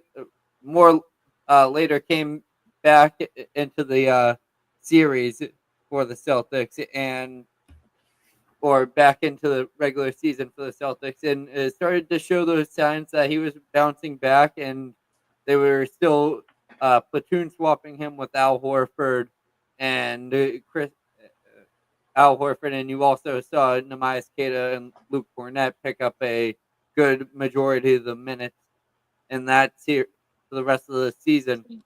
But once playoffs rolled around, we started to see a lack of production and starting to see Kristaps Porzingis start to disappear within those games and in late game situations due to the fatigue that his body's going through and also the injuries he has faced throughout his entire career.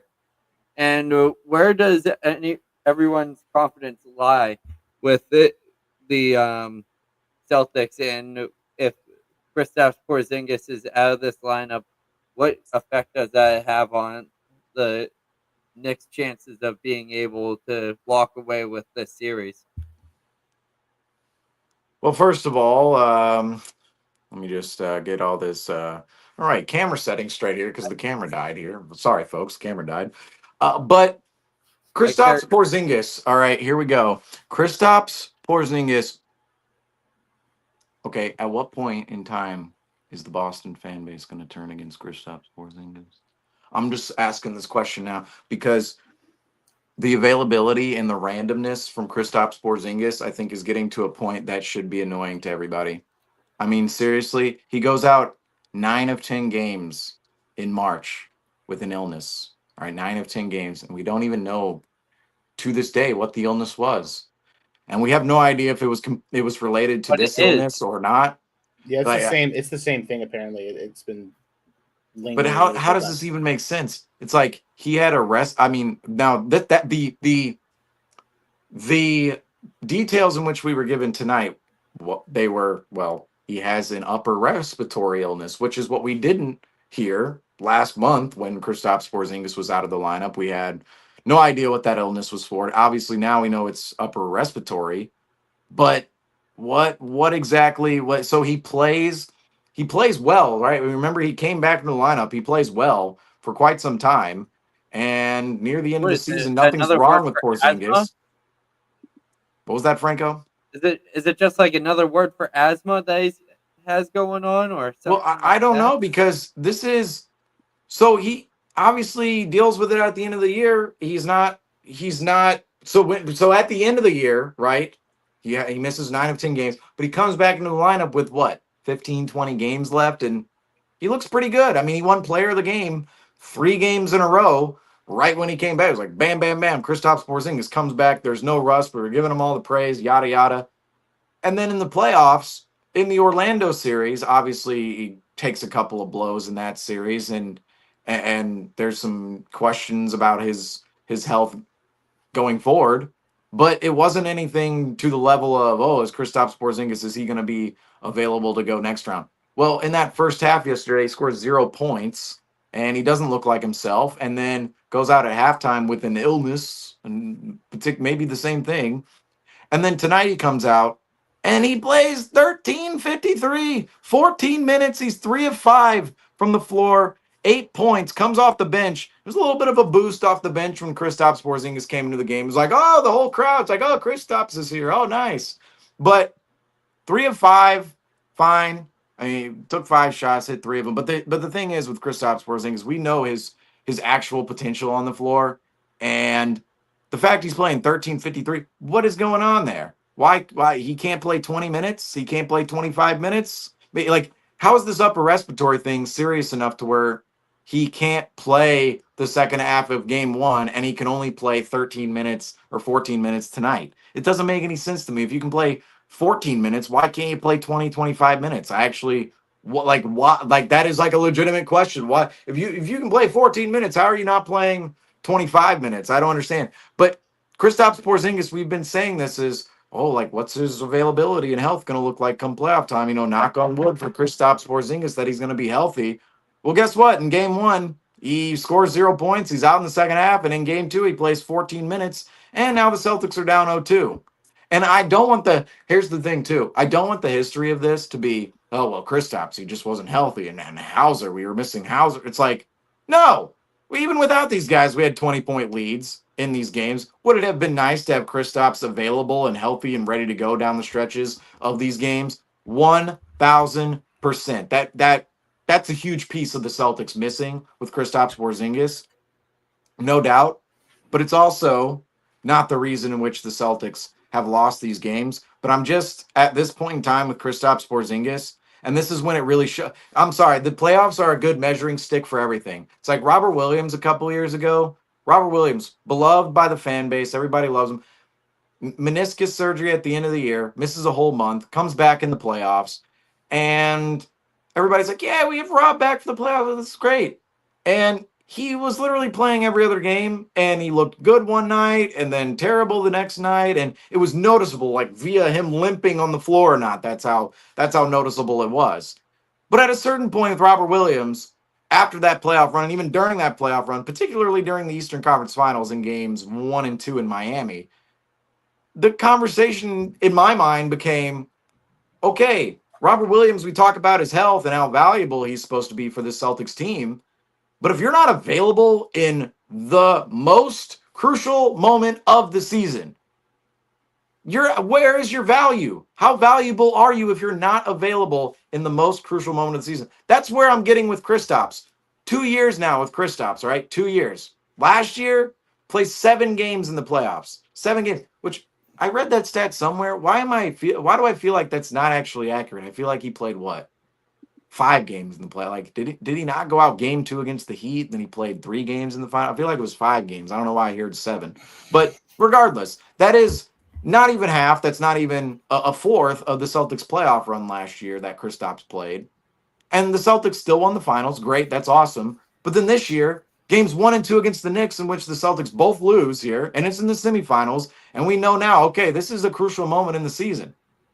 First off, is he going to be healthy in game 3 to go at MSG? And secondly, in these first 2 games, is this the start of questioning Kristaps Porzingis' role on this team moving forward? Because I know the question is, oh, well, this summer, or this summer some pieces could be moved out. Because what's in front of the Celtics, the starting 5 next year is going to cost $35 million more than it does this year. So essentially, from the Celtics perspective, they're adding a max player next year without actually adding a player. So they're adding a max player to their books without actually adding a player.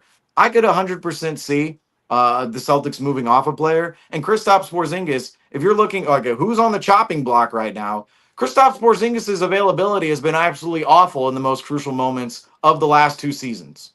Absolutely awful. And he only played 42 games this year. And so I understand how valuable Kristaps Porzingis can be, and I understand the level in which he brings the Celtics team too, because I've been on the record saying this on this program. He is the Celtics' Kevin Durant. Kristaps Porzingis is the Celtics' Kevin Durant, like Kevin Durant was to the Warriors, where the Warriors were already good without Kevin Durant, but Kevin Durant took them to an all-time great status. That's where Porzingis can bring the Celtics team. However, if he's not on the court, that's not possible. And if you're paying a guy $30, $35 million, $40 million a year, and Kristaps Porzingis' deal is actually the shortest of the starting 5 because Drew Holiday and Derek White both received extensions last year. But Kristaps Porzingis, if he's not available at in the most crucial moment of the season, which is right now, where does Kristaps Porzingis slot in the future? These are the moments. I know you could sit here and say, oh, well, we didn't talk in the regular season, we had conversations about this and maybe we're overreacting to this loss in game 2. And let me be clear. I still think the Celtics can win this series, right? Because from a mathematical standpoint and what the Celtics just did in these first 2 games, they should have came out with at least one of them. They should have came out with both of them. And there's nothing in my mind that tells me that they can't win 4 straight games or win 4 out of 5 games against this New York team. Now, I will say it's going to be an uphill battle 100% because you're playing both games at MSG. You have to win both those games not to go down 3-1, which is a huge climb as well. Which 2-0, 3-1, it's very similar. It's very similar in those ways. But if just in terms of Porzingis, it's like, what? Am I overreacting to this one game? It's like, I don't think so. If he's available for 14 minutes in a span of 3 halves in the most crucial moment of the season where you're trying not to go down 0-2 to the Knicks, I'm sorry. What are we supposed to rely on Kristaps Porzingis next year and the year after? I mean, maybe I'm getting a little bit too far off on the Porzingis future tangent here, but I just think the informational pipeline with Kristaps this year and all the availability concerns with Kristaps, it has to be getting annoying, especially at this point in time when we're sitting here going, okay, well, this is the time we want you available. It's like against the Bulls in the regular season, it's like, yeah, sit out that game. We don't care about the Bulls in the regular season. We can win that game without Kristaps Porzingis. But right now, game 2 against the Knicks, game 1 against the Knicks, and in the Magic series, we need Kristaps Porzingis to show up and show out. And what's even more frustrating about this is there was no signs before this illness nonsense going on with Porzingis. I've never seen another I don't remember a time in which illnesses have just completely, other than the COVID timeline. Obviously, that was what it was. But I've never seen another time, another point in history in sports where illnesses have just affected. Like, how many times do we see illnesses in the NBA? How many times do we see illnesses take a player out of a game? It's absolutely ridiculous. I don't know. I feel like it's just a tag for something else, or it's like just kind of a slap a label on this, and he's out, and just call it a day. We have the doctor's note here. Give it to the principal. He'll accept it. Whatever. The principal being the league. But that's been a Porzingis track record, though, right? Remember, he played for the Knicks. Right. Same thing. A lot of injuries, a lot of time missed. He goes to Dallas. Same thing. So I mean, the best ability is availability, especially when you're paying a guy that much money. And that's what I'm frustrated with, along with the fact that Kristaps Porzingis in the Magic series, he was terrible. He was terrible, and it was all. I mean, it was his fault. It was his fault that he was terrible. It wasn't. This great. I mean, don't get me wrong. The Magic were phenomenal defensively in that series because they had the bodies to go up against the Celtics, and we gave them praise all series long. But there were a lot of moments where we got the mismatches we wanted. Oh, okay, Kristaps Porzingis, you have Gary Harris right now. Oh, Kristaps Porzingis, you have Corey Joseph right now, or you have Cole Anthony right now. Cole Anthony, he was slotted out of, Cole Anthony was played less than those two other guys, Corey Joseph and Gary Harris. But when Porzingis had those mismatches, it was, I'm going to settle for a free throw line jumper. I'm going to settle for a wing, mid-range jumper. And it's like, why? How is this the shot selection right now? He wasn't playing well Kristaps wasn't playing well coming into the series. He didn't play well in the first half yesterday. And now I shouldn't say yesterday, 2 days ago in game one. And then now he's playing 14 minutes. And no, it's definitely, I mean, we're probably now, to me, like, I feel like maybe I'm touching a part of the Celtics fan base that isn't fully there yet. Like, I don't know if other people are already thinking about this or not, but I mean, Kristaps, it's like, I know everybody loves him the same way everybody loved Robert Williams, but at some point or another, you just have to be available and productive. And Kristaps Porzingis, in the most important moments of the season for the Celtics in the last 2 years, has not either been available or productive. And that is definitely a mark on his resume, and it affects the Celtics team 100% because he's supposed to be that player that brings the Celtics from just pretty good to really good. And when he's not available or he's not playing well, I mean, the Celtics are just pretty good. And you can make a case. The Celtics right now, they're basically 6 or 7 deep. We picked on the Knicks this series coming into the series going, okay, well, the Knicks, their bench is all it is Miles McBride, Cam Payne, Mitchell Robinson, and they might bring in Precious Achiuwa. They might. They'll go 8 deep. They might go 9 deep. Well, right now you have Hauser out of the lineup. Porzingis, he's giving you 14 minutes. You're playing Luke Cornett 17 and a half minutes tonight if you're the Celtics. He actually played phenomenally in his 17 and a half minutes. I'd play him 25 minutes. I would like to see him out there a little bit more, especially in this occasion where Al Horford's playing 30 minutes and just not hitting a shot to save his life. But you have basically a 7 deep roster, and your 2 bench guys are Peyton Pritchard and Luke Cornett if you're the Celtics. And then you have Brown and Tatum, who are essentially right now being outplayed by Anunoby. And, I mean, you could say Bridges. I think Bridges has outplayed Brown and Tatum defensively, maybe not from an offensive standpoint quite yet. Obviously, Bridges had that big fourth quarter we saw tonight. Game 1, it was a little rough for Bridges. OG Anunoby played phenomenally offensively in game 1, hit a lot of shots, a lot of open shots he got in that game. But you do have a core of Hart, Anunoby, and Bridges, arguably playing harder than Brown, Tatum, and I think Derek White and Holiday, they're playing pretty hard right now. Horford, to me, Horford is one of those guys. Right now, we are asking way too much of him. All right, in this spot, he's 38 years old. He's starting. He's playing 30 minutes, and it's clear by his minute total that, we shouldn't be playing Al Horford this many minutes, but there's no other choice because Kristaps Porzingis is basically not available right now. And I would like to see Cornette a little bit more within the lineup, but I mean, when you compare the two teams, like we're saying, the margin in this series for the Celtics is a little wider than it was against the Magic.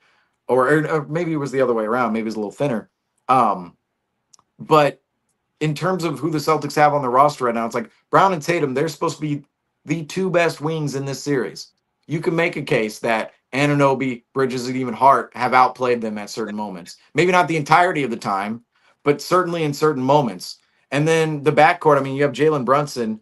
He is just a flamethrower. And I know tonight he was only 6 of 19. But when you have a player like Jalen Brunson, I mean, he's 6 of 19 tonight. But down the stretch, it's like you know, okay, they have the best fourth quarter player. They have one of the best clutch players in the entire league. I mean, clutch player of the year award, obviously, for Jalen Brunson this year. But you have that player down the stretch. And, you know, I will say, he was 3 of 6 in the fourth quarter, Jalen Brunson was tonight. So he shot 50% and scored 9 points in that fourth quarter. Mikal Bridges, 14 points on 6 of 10 shooting in that fourth quarter. But, I mean, Tatum and Brown, 1 of 9 in the fourth quarter tonight, 1 of 9. Derek White and Drew Holiday, 0 of 3. I mean, you're looking at the Celtics and the Knicks, and you're like, yeah, the margins for the Celtics in this series all of a sudden, especially when Porzingis isn't playing up to par, or he's not healthy, and Hauser's out of the lineup. It's like, yeah, the Knicks, they're up 2-0 right now. They're going back home.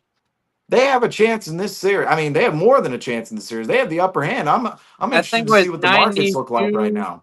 I think with 92% chance or 92% of teams who have been up 2-0 in a series have advanced.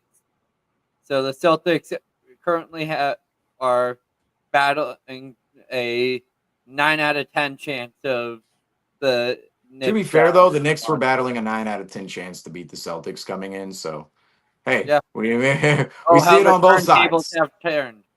Well, I see when you like bring up the rotation, right? So you bring up the bench. Our bench tonight was plus 32. Yep. So yep. I mean that right there. I mean, plus 32, and that was supposed to be an advantage for the C's. Go ahead, Paul. I figured your depth, like the way you played in the regular season, like the way your rotation has shrunk, obviously with whatever is wrong with Porzingis. But again, like I was surprised that Kornet didn't play more than 18 minutes.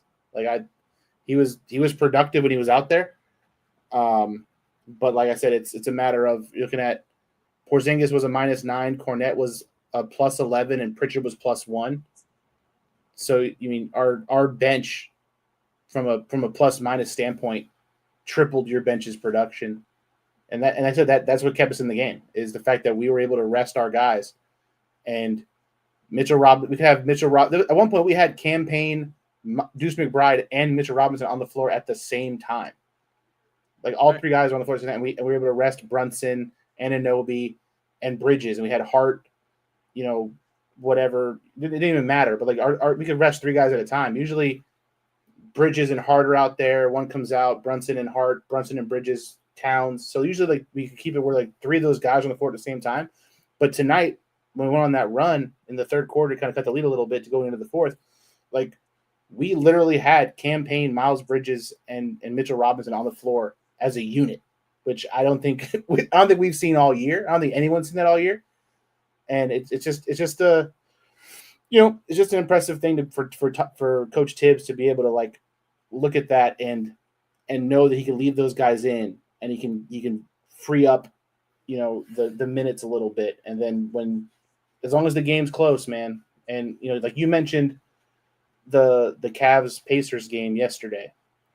So, the Pacers were down like 7 points or something with like a minute and some change left, and every shot was at the rim. Minus the Halliburton game-winning 3.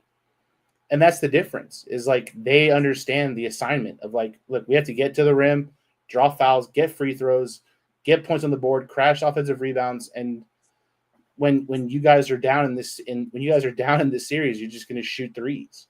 And it's just it's a very one-dimensional thing where like that last play, right? So Tatum gets kind of sent into the corner. He has Bridges and Anunoby closing on him, and he tries to kick a pass. Like, who's he even going to pass it to? Jaylen Brown? Jaylen Brown shot horrible today. Like if he's taking the game-winning shot, like I'm cool. He was 8 for 23, 2 of 7 from 3. Like even if Tatum got that pass off, like I'm going to live with Jaylen Brown taking a game-winning three-pointer. Like, Tatum has to be the guy. He has to get a shot. He has to get to the rim, draw a foul, do something. And, like, that's the kind of move you want to see a quote-unquote superstar make. I mean, I've gone out and I've literally called him the softest superstar in the league. But that's just, you know, my New York Knicks coming out of me. But it just, you know, there are some guys that when the game's on the line, you know, and Anthony Edwards, Jalen Brunson, you know, these guys are going to give themselves an opportunity to win the game. And like, if I'm Jason Tatum and this is my team, like, I want that last shot. Like, we're going to lose with me taking the last shot. That's just how I would go about it. Yeah. And Tatum in this spot too, what's so frustrating is he had a bad game one. He had a terrible game one. And just from a personal perspective, like, you would think, okay, I had a bad game one. I'm making game two. There's no tomorrow after today. Game two is the game I'm coming out in. I'm dominating and I'm doing everything in my humanly power of playing basketball in order to win this game. That's what, and that's where in these situations, to me, playoff Tatum so far, at least, you know, even in that Magic series, I understand, 35, 36, 30.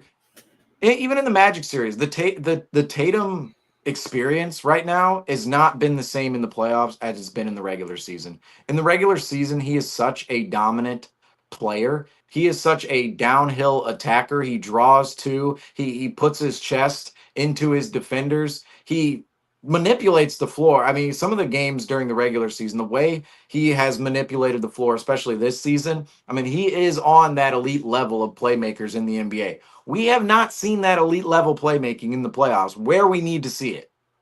Because 5 of 19 tonight, obviously, I mean, that's just talking about his shooting, but 5 assists. This is a man who we know can get upwards of 8, 9, 10, 11 assists a night. Yeah. We know this. And obviously the shooting is just what it is. I mean, 1 of 5 from 3. And Paul, you mentioned earlier, I mean, the shooting from inside the arc is very puzzling, but I will say he missed. So every time he got to the basket and was either taking a layup or actually dunking the ball, as we saw near the end of that game, Tatum made his shots inside the paint. Otherwise, he missed 5 shots inside the paint that were floaters, that were runners, that were just kind of thrown up near the rim. And then he missed 5 shots just outside of the paint. And that's not counting his threes. That's just talking about his twos tonight. That's just talking about his twos. He missed 5 shots in between the 3-point line and inside the paint. So that mid-range area, Tatum misses 5 shots there. He misses 5 shots inside the paint, and he makes every bucket, either shooting a layup or dunking the ball through, dunking it home. This is a game tonight where Tatum, in 2 aspects, whether it's his scoring or his playmaking, obviously showed up in the rebounding category. But the thing about the 14 rebounds, yeah, I'm impressed with 14 rebounds. Great. You got after it on the defensive glass, 13 rebounds. Defensive rebounding is really important, and people don't ever talk about that, but it's literally one of the most important aspects of the game of basketball. I'm fine with his rebounding, but again, 1 offensive rebound a night. It's like, maybe a couple more of those. You know, Kristaps Porzingis, for the short time he was in the game, he had 3 offensive rebounds tonight. Kind of shows you some of the impact there of Kristaps too, and just his height around the rim. But Tatum, from the playmaking and scoring aspect of his game tonight, he needed to come out and have a shut down the narrative, shut down the conversation type of game. Because like after last game, I mean, come on. If anybody's connected to the Celtics NBA community algorithm, right? Everybody has different algorithms and his own in their own personalized bubble on social media. But those inside the Celtics bubble or the NBA bubble, I'm sure they saw, oh, Jason Tatum. As maybe some people have some words about Jason Tatum or some takes about Jason Tatum after game 1. And obviously in game 2, it's like, I saw that earlier today. I saw that yesterday, obviously after game 1. And I'm sitting there going, come on, if you're Tatum, you have to come out and play how you played all season long. You have to be the all-star facilitator, all-star playmaker. You have to be that elite level scorer. You have to be aggressive in getting to the rim, getting to the line, hitting your free throws, and just having that all-around monster game that we've seen Tatum have all season long. And Tatum tonight, he does the opposite of that. Opposite. 13 points and more rebounds than points. Hit more rebounds than points. 5 assists, and he was 5 of 19. And again, a lot of these shots are just, especially in the, I enjoyed the Celtics going towards the rim a lot more in this game than they did last game. I'll say that. But even when they got to the rim, I thought some of the resistance in which they met. Now, credit to the Knicks defense. They were throwing a lot of hands in there, throwing a lot of bodies towards Brown and Tatum going towards the rim, and they were helping off of certain actions. But in those moments, it's like, okay, Tatum, he has to be a more forceful finisher. In those moments, he has to take the contact. All right, we've seen him take the contact, in a way in which made us a little frightened in the first round, going, okay, well, Tatum, Kentavious Caldwell-Pope, he slaps him to the ground essentially, and now he's, maybe that's a problem with Tatum right now that we're not talking about. Maybe it's his wrist. I don't know. I thought we left that in the past, but maybe it's his wrist. But just the playmaking too. That's where I'm looking at the parts in which are interacting here. Joe Mazzulla and the coaching staff, and then the players on the floor, Tatum and Brown specifically, running the offense. Something is not clicking right now with disrupting this New York defense or picking apart this New York defense, because I literally think this team right now, the Celtics, going into the series, their whole entire game plan was just, get the mismatch on Brunson, get the mismatch on Towns, and we'll be good. It feels like there's nothing afterwards. Like, hey, if the Knicks, if they shade this defender over here and come off this action and try to switch this back. Like, there was a possession where the Knicks did a fantastic job of not letting the Celtics, they do a lot of that too, is the Knicks do a good job of not letting the Celtics get the switch they want. They'll switch and then they switch back, and the Celtics, that has to do with execution too from the Celtics part, that they just can't execute correctly at the top of the key on certain occasions. And that's kind of a bad habit that could have been built up a little bit better at the end of the regular season if this team didn't already throw up their hands and go, well, we played good for 20 games. I guess we don't need to play the last 10 games of the season, which has been a theme of this team, as we can see from this game tonight, all season long. But on the offensive end of the floor, especially down the stretch, when these games get tight, because I even felt with the 20-point lead, I didn't feel like we were playing particularly well. I felt like we were hitting some crucial shots. I thought we were getting some open looks, especially in transition when the ball was moving. But when you're in the half-court, slow-down, slimy offense down the stretch, especially when the Knicks are putting the pressure, and you could feel it from the crowd, too. It's like the crowd was getting up, and they're getting on their feet, but on the broadcast, they're like, this crowd is nervous. And it's like, yeah, we are. It's a 5-point game. We just saw this in game 1. It's like, we're not going to see this in game 2, right? And it's like, no, that's exactly what we saw in game 2. But down the stretch, in those slimy offensive moments when the game is a grinded out, slow it down type of game, right? Which apparently for the Oklahoma City Thunder was not like that tonight. 133 points with 7.5 minutes to go. My goodness. But the Celtics, if you were to look at the two offenses down the stretch, I had more confidence in the Knicks in both games compared to the Celtics, because the Celtics down the stretch, it and even for the game, it doesn't feel like, especially with Brown and Tatum attacking, that there are secondary options or secondary actions off a particular look or play. I seriously think, like, okay, the Warriors in terms of their talent level do not stack up with the Celtics. They're obviously older. Their depth is just not as robust as the Celtics and their amount of looks and their versatility. But I think if the Warriors and Celtics met up in a playoff series, obviously I think the Celtics would have a great chance. But in that situation, I see Steve Kerr coaching circles around Joe Mazzulla. I see Steve Kerr, the creativity of a team like the Warriors versus the Celtics. You look at both of those teams, or even the Pacers, or even the Cavs right now. Well, any of these teams. I mean, the Cavs, give credit to them. I mean, they shouldn't have even been in that game yesterday. But Donovan Mitchell and Kenny Atkinson, I mean, great execution and great game plan by both of them. I mean, without DeAndre Hunter, without Evan Mobley, without Darius Garland, it's like, yeah, the Cavs probably should have lost yesterday's game too. Obviously, they were in it for most of the game and should have won it at the end. But you look at the other systems in which are in play across the league, and you look at other coaches, there's a lot more off-ball action. There's a lot more off-ball screening, a lot more off-ball cutting. There's a lot more like tonight. I thought a play that epitomized something the Celtics should have continuously done throughout the game is the pick and roll with Luke Cornett. They were so concerned when Luke Cornett would come up and set that screen. It would be like Luke Cornett on Josh Hart, and it would be like, say, I don't know, it'd be like Mitchell Robinson and Luke Cornett. They'd be on each other, and then you'd have like Josh Hart on Tatum or Anunoby on Tatum or whoever, right? And you come up and set that screen, and you had two guys so focused on Tatum and not allowing themselves to get the switch on Tatum that, oh, Luke Cornett, he slips to the basket right away like we've seen him do all season long. He's one of the best. I mean, we've talked about this season so many times, is how great Luke Cornett is at timing up his screens, setting the angles of his screens, and then slipping to the basket at the most timely moment, the most correct moment in order for the pass to be made and for the defense not to be set. Well, tonight we saw one of those plays while the Celtics were on a run. And when we saw it, it was like, oh, this is exactly what the Celtics should be doing all night long, is pick and roll, going toward more action, towards more slipping action going towards the rim. I mean, it was a simple adjustment against the Orlando Magic. It was pick and pop action with Kristaps Porzingis. And then all of a sudden we're going, how about Kristaps just, instead, when he goes to set this off-ball shove screen on Derek White, instead of coming up and setting the high pick and roll screen, why don't we just slip them to the rim, because they're not helping over to the rim right now. It's like more of that. We need to see more of that in this series, especially just when the offense, when it's running at the top of the key. We need to see more off-ball action. We need to see more cutting. We need to see more pick and roll action where the big man is actually getting involved, and it's not just to get a switch at the top of the key, because that's the entire Celtics offense. It's just, can we get the switch? Can we get the switch? But when you get that switch, it's like, can we do something with it? Can we not just go one-on-one and have Tatum or Brown or whoever jack up a shot? Three, yeah. I mean, that also.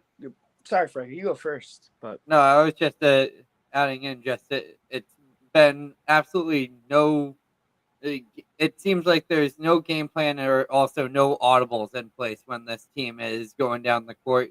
It doesn't seem like they're setting up anything, and especially in these late game situations where you have 5 players on the court who are all very capable and can be entrusted to be threats to take that final shot. Obviously, your option A is always going to be Jason Tatum, and it does help that your second option, Jaylen Brown, can be relied on to the same level of when it comes down to these late game matchups. But for the game to end on 2 failed back-to-back plays where the New York Knicks can throw the ball up into the rafters to close out the game and celebrate as the clock is going down, because the play that the Celtics were trying to execute absolutely crumbled.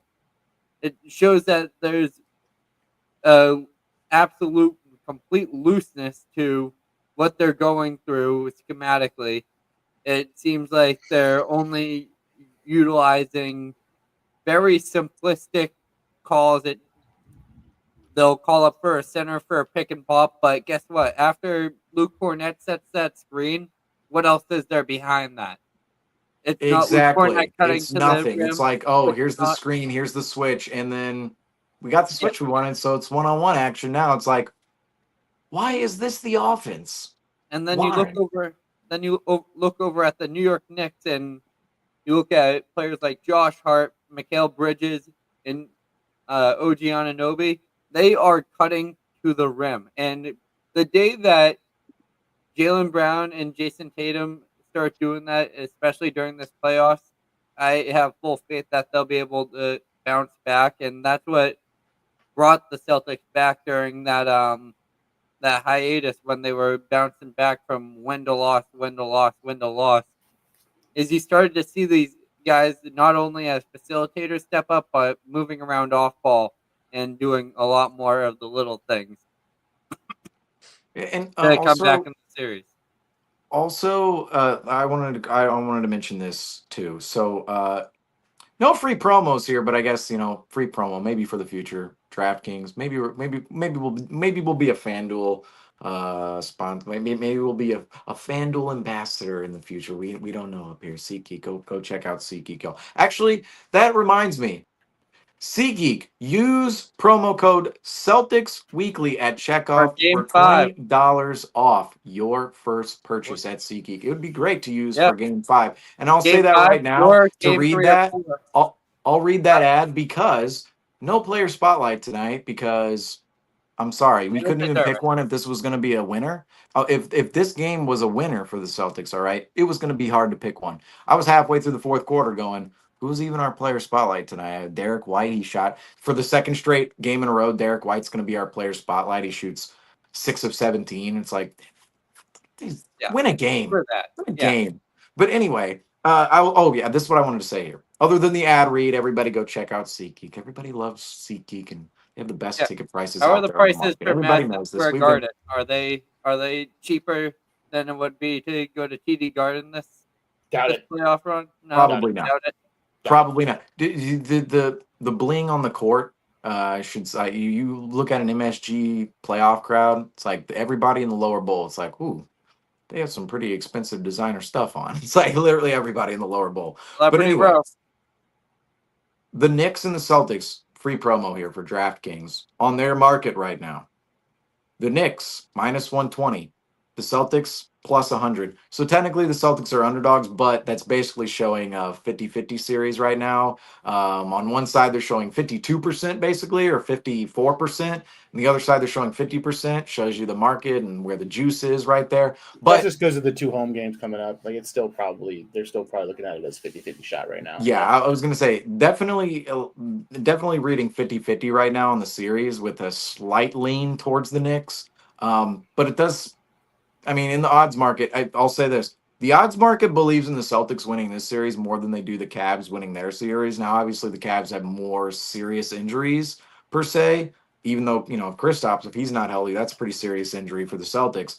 But the Pacers, they're minus 205 right now. The Cavs plus 175. So that's inching towards a 60-40 tilt right there. But the Celtics, they have a 50-50 shot in the series. And I do want to say this.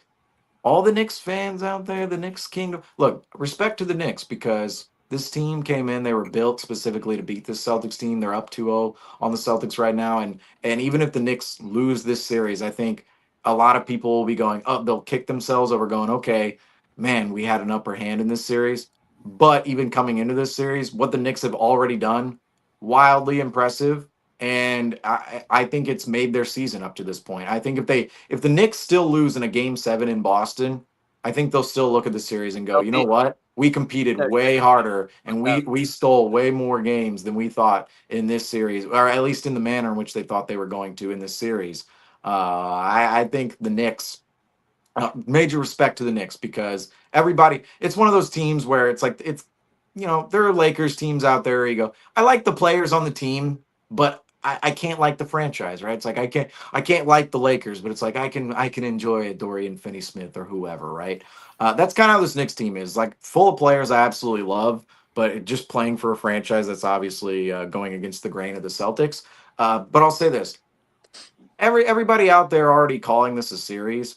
I'm not to that point. I am absolutely disgusted and disgruntled and heated at where this series has gone so far because this is the NBA playoffs. The Celtics have a chance to do something that not a Celtics team has not done since 68, 69, is win back-to-back titles. They have the chance to do it this year. The road is in front of them.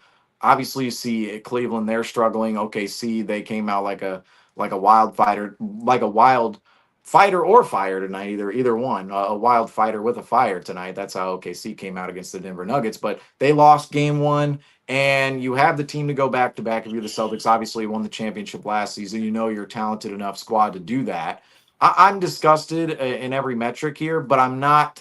I haven't lost faith in the Celtics losing the series because the goal remains the same: win the next game. All right, tonight we came in. Okay, game 1, yeah, we blew it. Okay, but win the next game. You win tonight, and then all of a sudden you're looking ahead at the series, going, okay, well it's 1-1. That's great, 1-1. And if you split it again at Madison Square Garden, it's a best of 3. But now it's just about winning the next game. If you're the Celtics, obviously it's going to be 2-1 if the Celtics win that next game. But I don't doubt. It's like, okay, the Knicks came into TD Garden, 2 tough, grinded out wins, comeback wins, resilient wins. against the Celtics at the TD Garden, the Celtics can go in MSG and grab 2 quality wins at MSG. I mean, a lot of us were penciling in the Celtics to win this in 5. Obviously, Griffin was very on his soapbox about Celtics in 4, which I think a lot of us here, we didn't agree necessarily with that, but we were thinking, okay, 5, 6, 7 seems a little long, but maybe it's like we thought that coming into the series. It can still be that for the Celtics if they just win the next game, and then obviously they're gonna have a game after that at MSG. But if you win that, you steal back home court advantage, and then all of a sudden it's a best of 3 series, and you're still in a position to win this series in a manner in which people thought was going to happen for the Celtics. What makes these first 2 games a little concerning, or I shouldn't even say a little concerning, but a lot concerning for the Celtics, is the fact these are 2 games you should have absolutely won if you're the Celtics, and the Knicks stole them. This is the definition of stealing a game. Obviously, you're down 20 points in the third quarter twice, you come back and steal it. But just all the little margins of the game. I mean, the Celtics, the Knicks took 86 shots tonight. The Celtics took 94. So you take more shots than the Knicks, period. If you're the Celtics, you take 8 more shot attempts than the Knicks tonight, yet you make 3 less, which is just insane. I mean, I think 8 more shot attempts, 3 less makes for the Celtics tonight. And then from the 3-point land, 9 more attempts from 3, only 1 more make for the Celtics in this game, only 1 more make. So you're winning the margins of opportunity there if you're the Celtics, but just in the rebounding category too. 46 rebounds for the Knicks, 51 for the Celtics. You're winning that. That battle, I believe the Celtics, I mentioned this earlier, they were winning the points off turnover battle as well in this game. So yeah, points off turnovers. The Celtics had 25 points off turnovers. The Knicks had 14. The Celtics actually turned the ball over more, but had more points off of turnovers in this game. And I'll say this, 16 turnovers is inexcusable for the Celtics in this game. If they have that number at, say, 12, which is still not amazing, but it's 12, they probably win this game at the end. They do win this game. But you just, all these categories the Celtics are winning. There were going to be games in the series where the Knicks were going to play well. Like in game 3 or game 4, the Knicks could have their best shooting game of the series. They might outshoot the Celtics. They might just play better than the Celtics. And that's a game in which they can win. These 2 games, the Knicks didn't outshoot the Celtics. They didn't gain they didn't gain opportunities within the margins of these games. If you're the Knicks, the Celtics had more opportunities in these games from the rebounding, the points off turnovers, everything I just talked about. And the Celtics lose these games. I mean, there's a chance in this series where the Knicks now go ahead and win these categories and shoot better than the Celtics. That's where the Celtics, they cannot let these games happen. They just allowed 2 in a row to happen to themselves. I feel like this series is probably going to go 7 at this point in time. I actually do believe that. I believe it's going to go 7 because I had it in 5 for the Celtics, but I'm not. I'll say I still have faith in the Celtics coming back in the series because I know how good this team can be. We just saw 20-point leads in the third quarter of both games 1 and 2, in which we thought the Celtics 100% were going to win both games at that point in the game, and it was a fun series. Like, oh, Peyton Pritchard, fun series. Oh, great. I know how great the Celtics team is, but the 5 obviously isn't happening. I don't really see the Celtics winning 4 straight here. I think the Knicks can win another one. And I think, like I just outlined it, as I think they're going to be winning all the margins. I think they're going to outshoot the Celtics in one of these games, at least from a volume perspective. Obviously percentage-wise, they've outshot the Celtics in this series so far. But just from a volume perspective and opportunity perspective, I think the Knicks, they're going to have one of those games where they just gain more opportunities than the Celtics. And they're probably going to pull out another game in this series. They could pull out 2 more in this series and win the series outright. But at this point, I do think it's going to go 7, just because I think the Celtics, they're going to have a response in them. But I do think the Knicks, they're bound for not an outlier game, but they're bound for a really good game themselves. You could sit here the first 2 games and look at it and go, well, the Knicks, they didn't play their best games. They had to come back from down 20 in both third quarters. These are games the Celtics should win. I mean, that is the most concerning part. I mean, out of all the concerning parts of this series, obviously being down 2-0 after, squandering away the home court advantage in game 1. Obviously, there are a million concerning things within these two games for the Celtics, including the 0-2 deficit. But one of the most concerning things is the fact the Knicks, they didn't really outplay the Celtics in either one of these games. They out-hustled the Celtics. I mean, they had more heart than the Celtics. I mean, literally and figuratively out on the floor, Josh Hart. But they in this series, the Knicks have won these games in such a grinded out type of way. And the Celtics should have won these games. And from a just statistical standpoint, these are outliers for the Celtics. Like these type of games in my mind, from us like where the probability pendulum swings, it's like these are the games where if the Celtics are going to live up to where their probability actually sits within this series and in this title run, these are the games you actually pull out. And if you drop these games, that's when you can start to see it starts swinging to the other side. That's when you start seeing the results play in the other way. I mean, we saw in that Miami Heat series 2 years ago where, hey, let's face it, Joe Mazzulla now has 2 series on his record, and even Tatum and Brown as well. 2 series on their record where they lose games 1 and 2 at home. And let's remind everybody too, is last year they almost lost game 1 at home to the Pacers. They lost game 2 at home to the Heat. They lost game 2 at home to the Cavs. This has been a recurring problem at home for this team. But we did see in that Heat series, the Heat were by far the worst team in that series. The Celtics had more talent on that basketball squad. It's one of those squads you look back at and go, man, how did they not make it farther? And how do they not make it further on into the playoffs? But the Heat, it's like they stole those first 2 games at home. Celtics are down 0-2. It eventually goes 7, and the Celtics lose game home or a home game, game 7 at home. And that's where that series swung towards the Heat. That's why the Heat made the finals that year. They stole these games, these home games, whether it was at MSG in the second round against the Knicks or against the Celtics in that third round. These are all games the Heat were not supposed to win from a statistical standpoint. And they pull out these games, and that's where the pendulum swings over to themselves. And that's what's happening with the Celtics and Knicks right now. Is this was probably, you're saying, a 5-game series at most. And now I'm saying, okay, if the Celtics win this series, obviously they only have to go to 6 still, but I think it's going to have to go 7. Right. And even in that scenario, it's like, yeah, the Celtics are playing with ultra thin margins because just to start this series, the Knicks were not supposed to be anywhere near this level. And now we're sitting here talking about a scenario that just seems unthinkable, but we're in it right now. And it's just a 1 game at a time type of mentality for the Celtics. And like I said earlier, they just need a kick in the ass. I really want guys to be upset and pissed. I don't want them to be upset to the point where they can't come out and play next game. Like they're too riled up and upset. I understand that. And I understand Joe Mazzulla is not going to go in there and just let loose into a bunch of adults.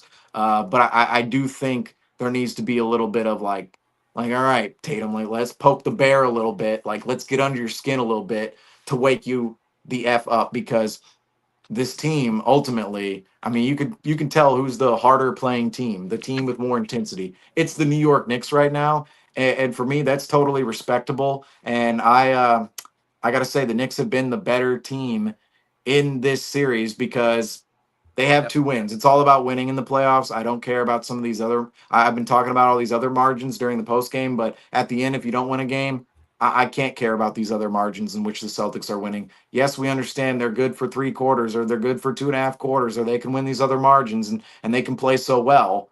But if you don't win the game, there's something wrong there. There's something wrong with the Celtics offense. There's something wrong with the Celtics intensity. And what's so tragic about this is we've been talking about it all regular season long, talking about the building of bad habits, talking about the just inexcusable play out of the Celtics at certain moments in the season, even down the stretch. Okay, like, you know, Griffin, Andrew, when y'all came on here and we were on that West Coast road trip and we're in the last 10 games of the season, I'm sitting there going, you know, me and you, Franco, we had the conversation. We were going, you know, I don't know if, like, the Celtics, they played well for 25 games. Like, great, you went 21-4 in 5 games, or 23-2, or whatever they did in 25 games. Like, great, they did that.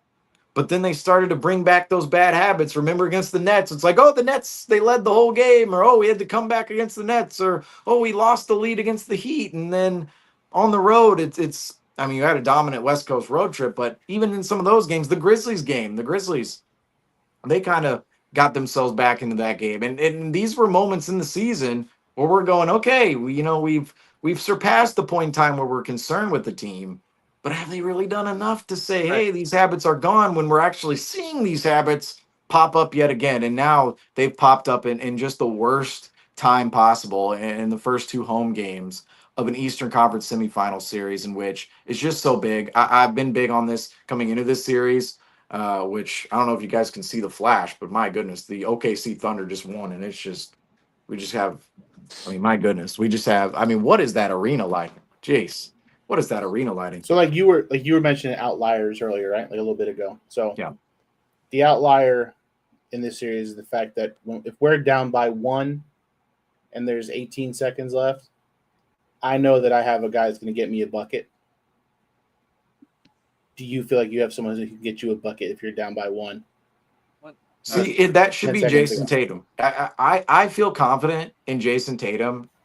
Like, okay, there are moments where, say that possession where the Celtics, they had 24.2 left on the clock. There's 24 seconds left on the shot clock. So they basically could have taken it down to the last shot. They didn't.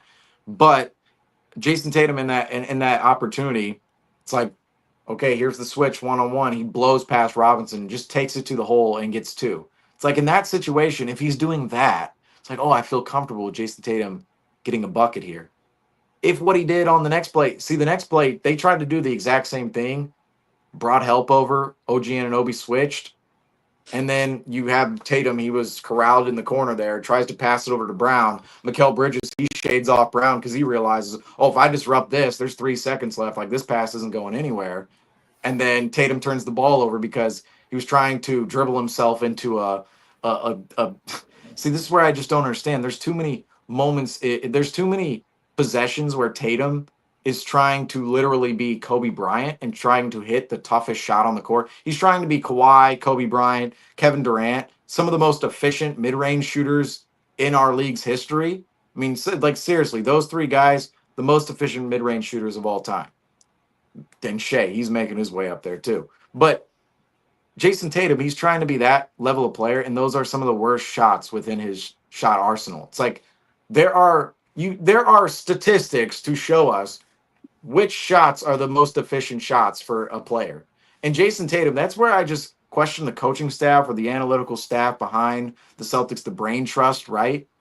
I question it sometimes because there are so many moments where it's like, okay, Jason Tatum, where is he most effective? It's going downhill, going towards the rim.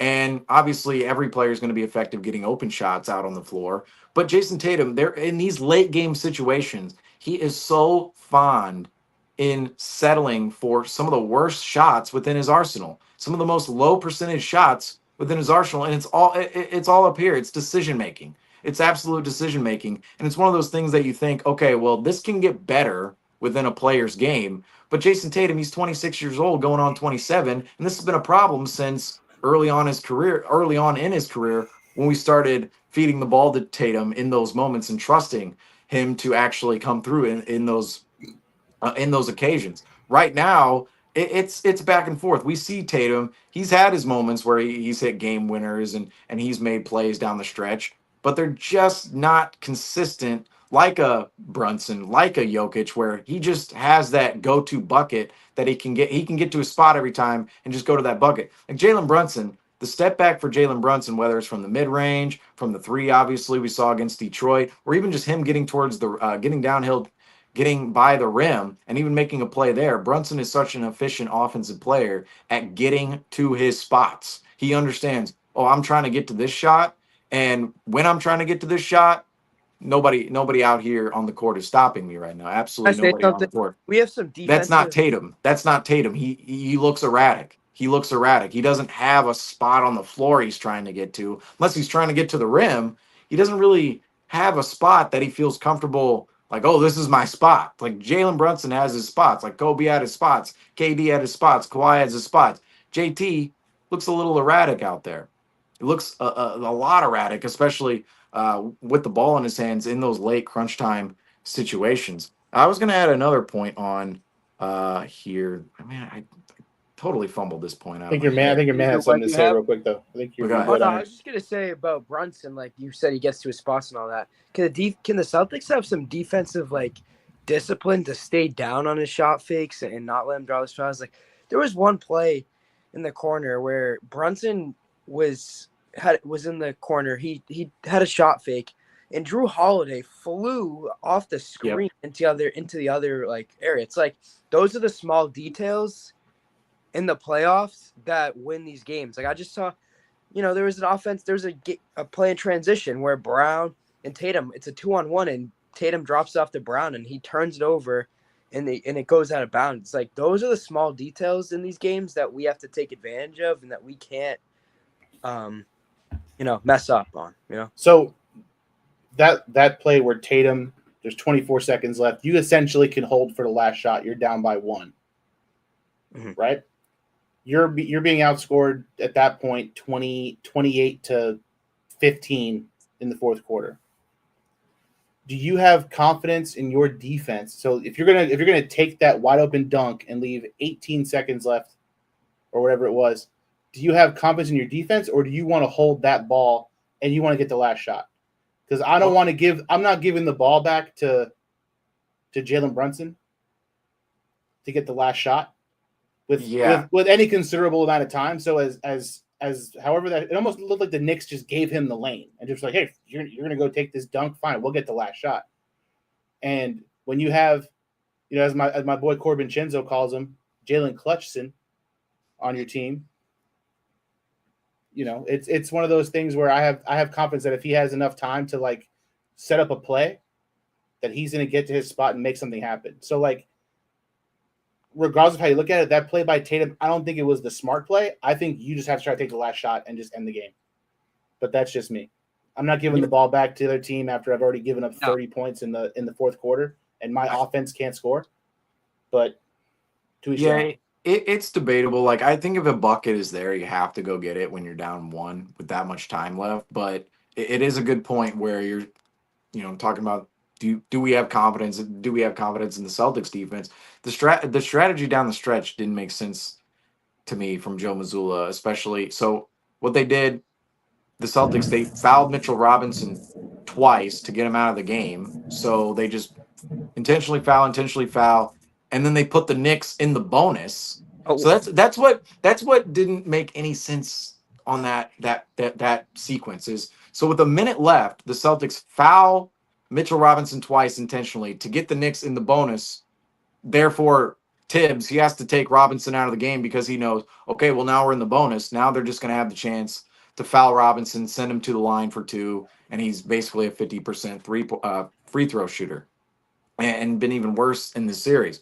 But in that situation, you're putting the Knicks in the bonus if you're the Celtics. Well, then that affects the bottom line down the stretch where, okay, the Celtics take that quick 2. Tatum goes to the rim, gets that bucket. The Knicks don't send over help. Right. And under that situation, it's like when Brunson gets Holiday up into the air, instead of Holiday fouling him and then going to the line, that's where I just felt like this game was so controlled by the Knicks down the stretch. That sequence down the stretch, Celtics, they get the bucket. They could have been holding for the last shot. I understand getting the bucket just to go ahead 1. But on the other end of the floor, if you're going to play it out from a defensive standpoint, it's like you already put the Knicks into the bonus intentionally with the minute left. And now Jalen Brunson, he draws a foul on this last play, and then Jalen Brunson goes to the line. I'm sitting there going, well, we needed to make one more stop, and we just fouled Brunson, and we're in the bonus, and we are the ones who put ourselves into the bonus. It's like if you had a foul to give, I have a lot more confidence in the Celtics actually playing out that defensive possession. But in that situation, it's like, all Brunson needed to do, he didn't even need to make a shot. He needed to draw a foul, in which he's so good at doing as well. And that's where I didn't really understand the strategy down the stretch. And this is what if Mitchell Robinson is in the game, the Celtics have to be way more creative in scheming Mitchell Robinson completely out of a game, and not just from a hack-a-Mitch standpoint. It's like their only scheme for Mitchell Robinson to get him out of the game is, we're going to hack him. He's going to go to the free throw line. And he can't hit free throws. It's like, How do the Celtics not have an offensive game plan to attack Mitchell Robinson, to bring him out to the perimeter and actually attack him in an effective way, to get him off the floor that way? Like, you can't get him off the floor by attacking him on the offensive end. You need to get him off the floor by intentionally fouling him and sending him to the line. I mean, that just doesn't make any that I mean, I understand the process of that, but I don't understand how the Celtics can't be more creative in ways to get him off the floor otherwise. I do want to add this point on too, though. Remembering the point from earlier, the semifinals is always where things change in the NBA playoffs. The semifinals is where the narrative changes. I've been very big on this coming into this series and just into the semifinals in general. I was very big on this in the Cavs Pacers series, and I'm glad to see it play out there. But then it's starting to play out in the Celtics Knicks series, and I'm going, whoa! This was not supposed to be where it was playing out here. But in that Cavs Pacers series, I'm going, okay, if the Pacers lose this series, they go home, ho hum. Okay, we were the 4 seed, basically did the same thing. I mean, not the same thing as last year. They didn't make the say they lose in the semifinals this year, they wouldn't have made the conference finals. But it's a ho hum. Okay, we're the 4 seed. We expected to lose to the Cavs. We made it about as far as we thought we'd make it. But if the Pacers win that series, it's like, whoa, this feels a little bit more viable in terms of their competitiveness moving forward. It feels like, oh, the Pacers, they could be contenders in the future because they just made the conference finals 2 years in a row, and they're not that far away. They beat the Cavs, they beat the Knicks. They say they faced the Knicks or the Celtics twice in the last 2 years. Like, okay, the narrative can shift in that way. But just in general, looking at the statistics over time, I mean, I know the Celtics aren't a number 1 seed right now, but just being a top seed never guarantees you a healthy road. I mean, the Knicks were the 2 seed last year. They were knocked out by the Pacers in round 2, who were a 6 seed at the time. The Bucks were the 3 seed last year. But even more so, this decade, 2 number 1 seeds have not made the conference finals this decade. And right now it's looking a little dire. I'll say the Cavs are looking a little dire right now. And I know the Celtics aren't in that category as 1 seeds, but we see it's always in the semifinals or first round. 2 number 1 seeds have not made the conference finals in the last 5 seasons. 5 seasons. And each winner of the last 5 NBA titles, I believe, let's see. Warriors, let's go back here. Let's throw out the Celtics. Obviously, they're going here. The Nuggets, the Warriors, the Bucks, the Los Angeles Lakers, and then the Warriors before them. So the last 5 NBA champions, right? So I got that right. 5 NBA champions have not made it past the second round the next year.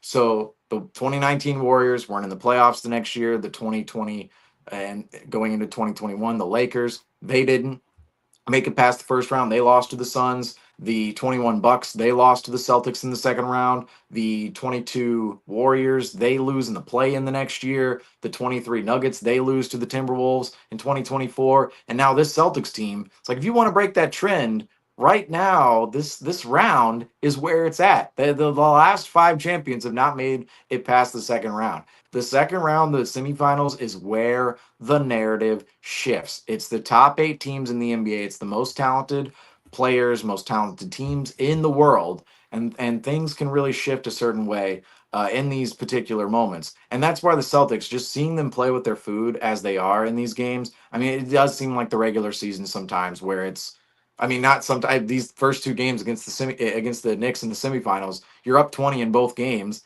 And then what do the Celtics do? They play with their food. That is what you can't do in this round, because we've seen in history the last 5 years, the last 5 champions have not made it past second round. So the fact the Celtics the fact the Celtics did not wake up for this moment coming in either game, especially down the stretch of these games, just utterly disappointing, knowing what's on the line for this franchise, what's on the line for this team. And going into the summer, there's going to be changes supposedly made. This could be the last dance of this iteration of the Celtics, not to say another Celtics team later on down the line that doesn't include Giroux, Kristaps, or Al Horford, and maybe includes Brown or Tatum. It's not to say they can't win another title in 26 or 27 or 28 or whenever, but this iteration of the Celtics, where you know you're a certified contender, you know you're good, you're not questioning yourself like the Pacers. I know the Knicks, no offense to the Knicks, but it's like the Knicks, they were definitely questioning themselves as a contender this season. And some of these other teams, who are just questioning themselves as a contender. Celtics aren't questioning themselves as a contender. I mean, obviously, right now they probably could be. They should be, but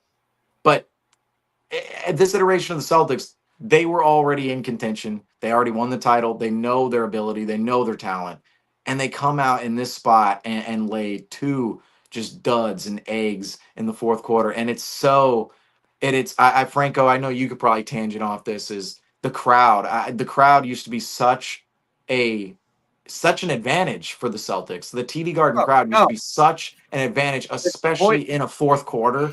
And now it's like 2 fourth quarters in a row. They're non-existent. They're nervous. And I know, like, and even more so, we could say this: the ticket prices now for the games, for the team to give out these kind of performances in front of this crowd as well. I know we're kind of bashing on the crowd for maybe not being totally there at moments. Look at me. I'm a New Day Celtics fan. See, with the white hair, you see, that's all they are. They're just all the 60-year-old shareholders hogging the seats, even though they should be putting in their inheritance funds for their grandchildren. But no, they'd rather piss away their entire family inheritance. That's who the Celtics have to play for. I'll say that. Yeah, that's who they have to play for. Yeah, I will tell you this. I've been a very I've been very soft spoken about this game tonight. I've been I haven't been your typical New York Knicks fan throughout this podcast, and I want to appreciate you guys for having me on here. It's super great to collaborate with you guys. This is Run Lily, so I'm gonna probably have to go here in a minute. But I just want to thank you guys for the collab. I appreciate what you guys are doing. Seamus, I don't think you were here earlier, but I got you guys a present for allowing me to come on your show. It'll go really good with your Celtics back wall. Oh, Lord. Right there. Put those boots right there on the back wall, baby. Knicks in 6.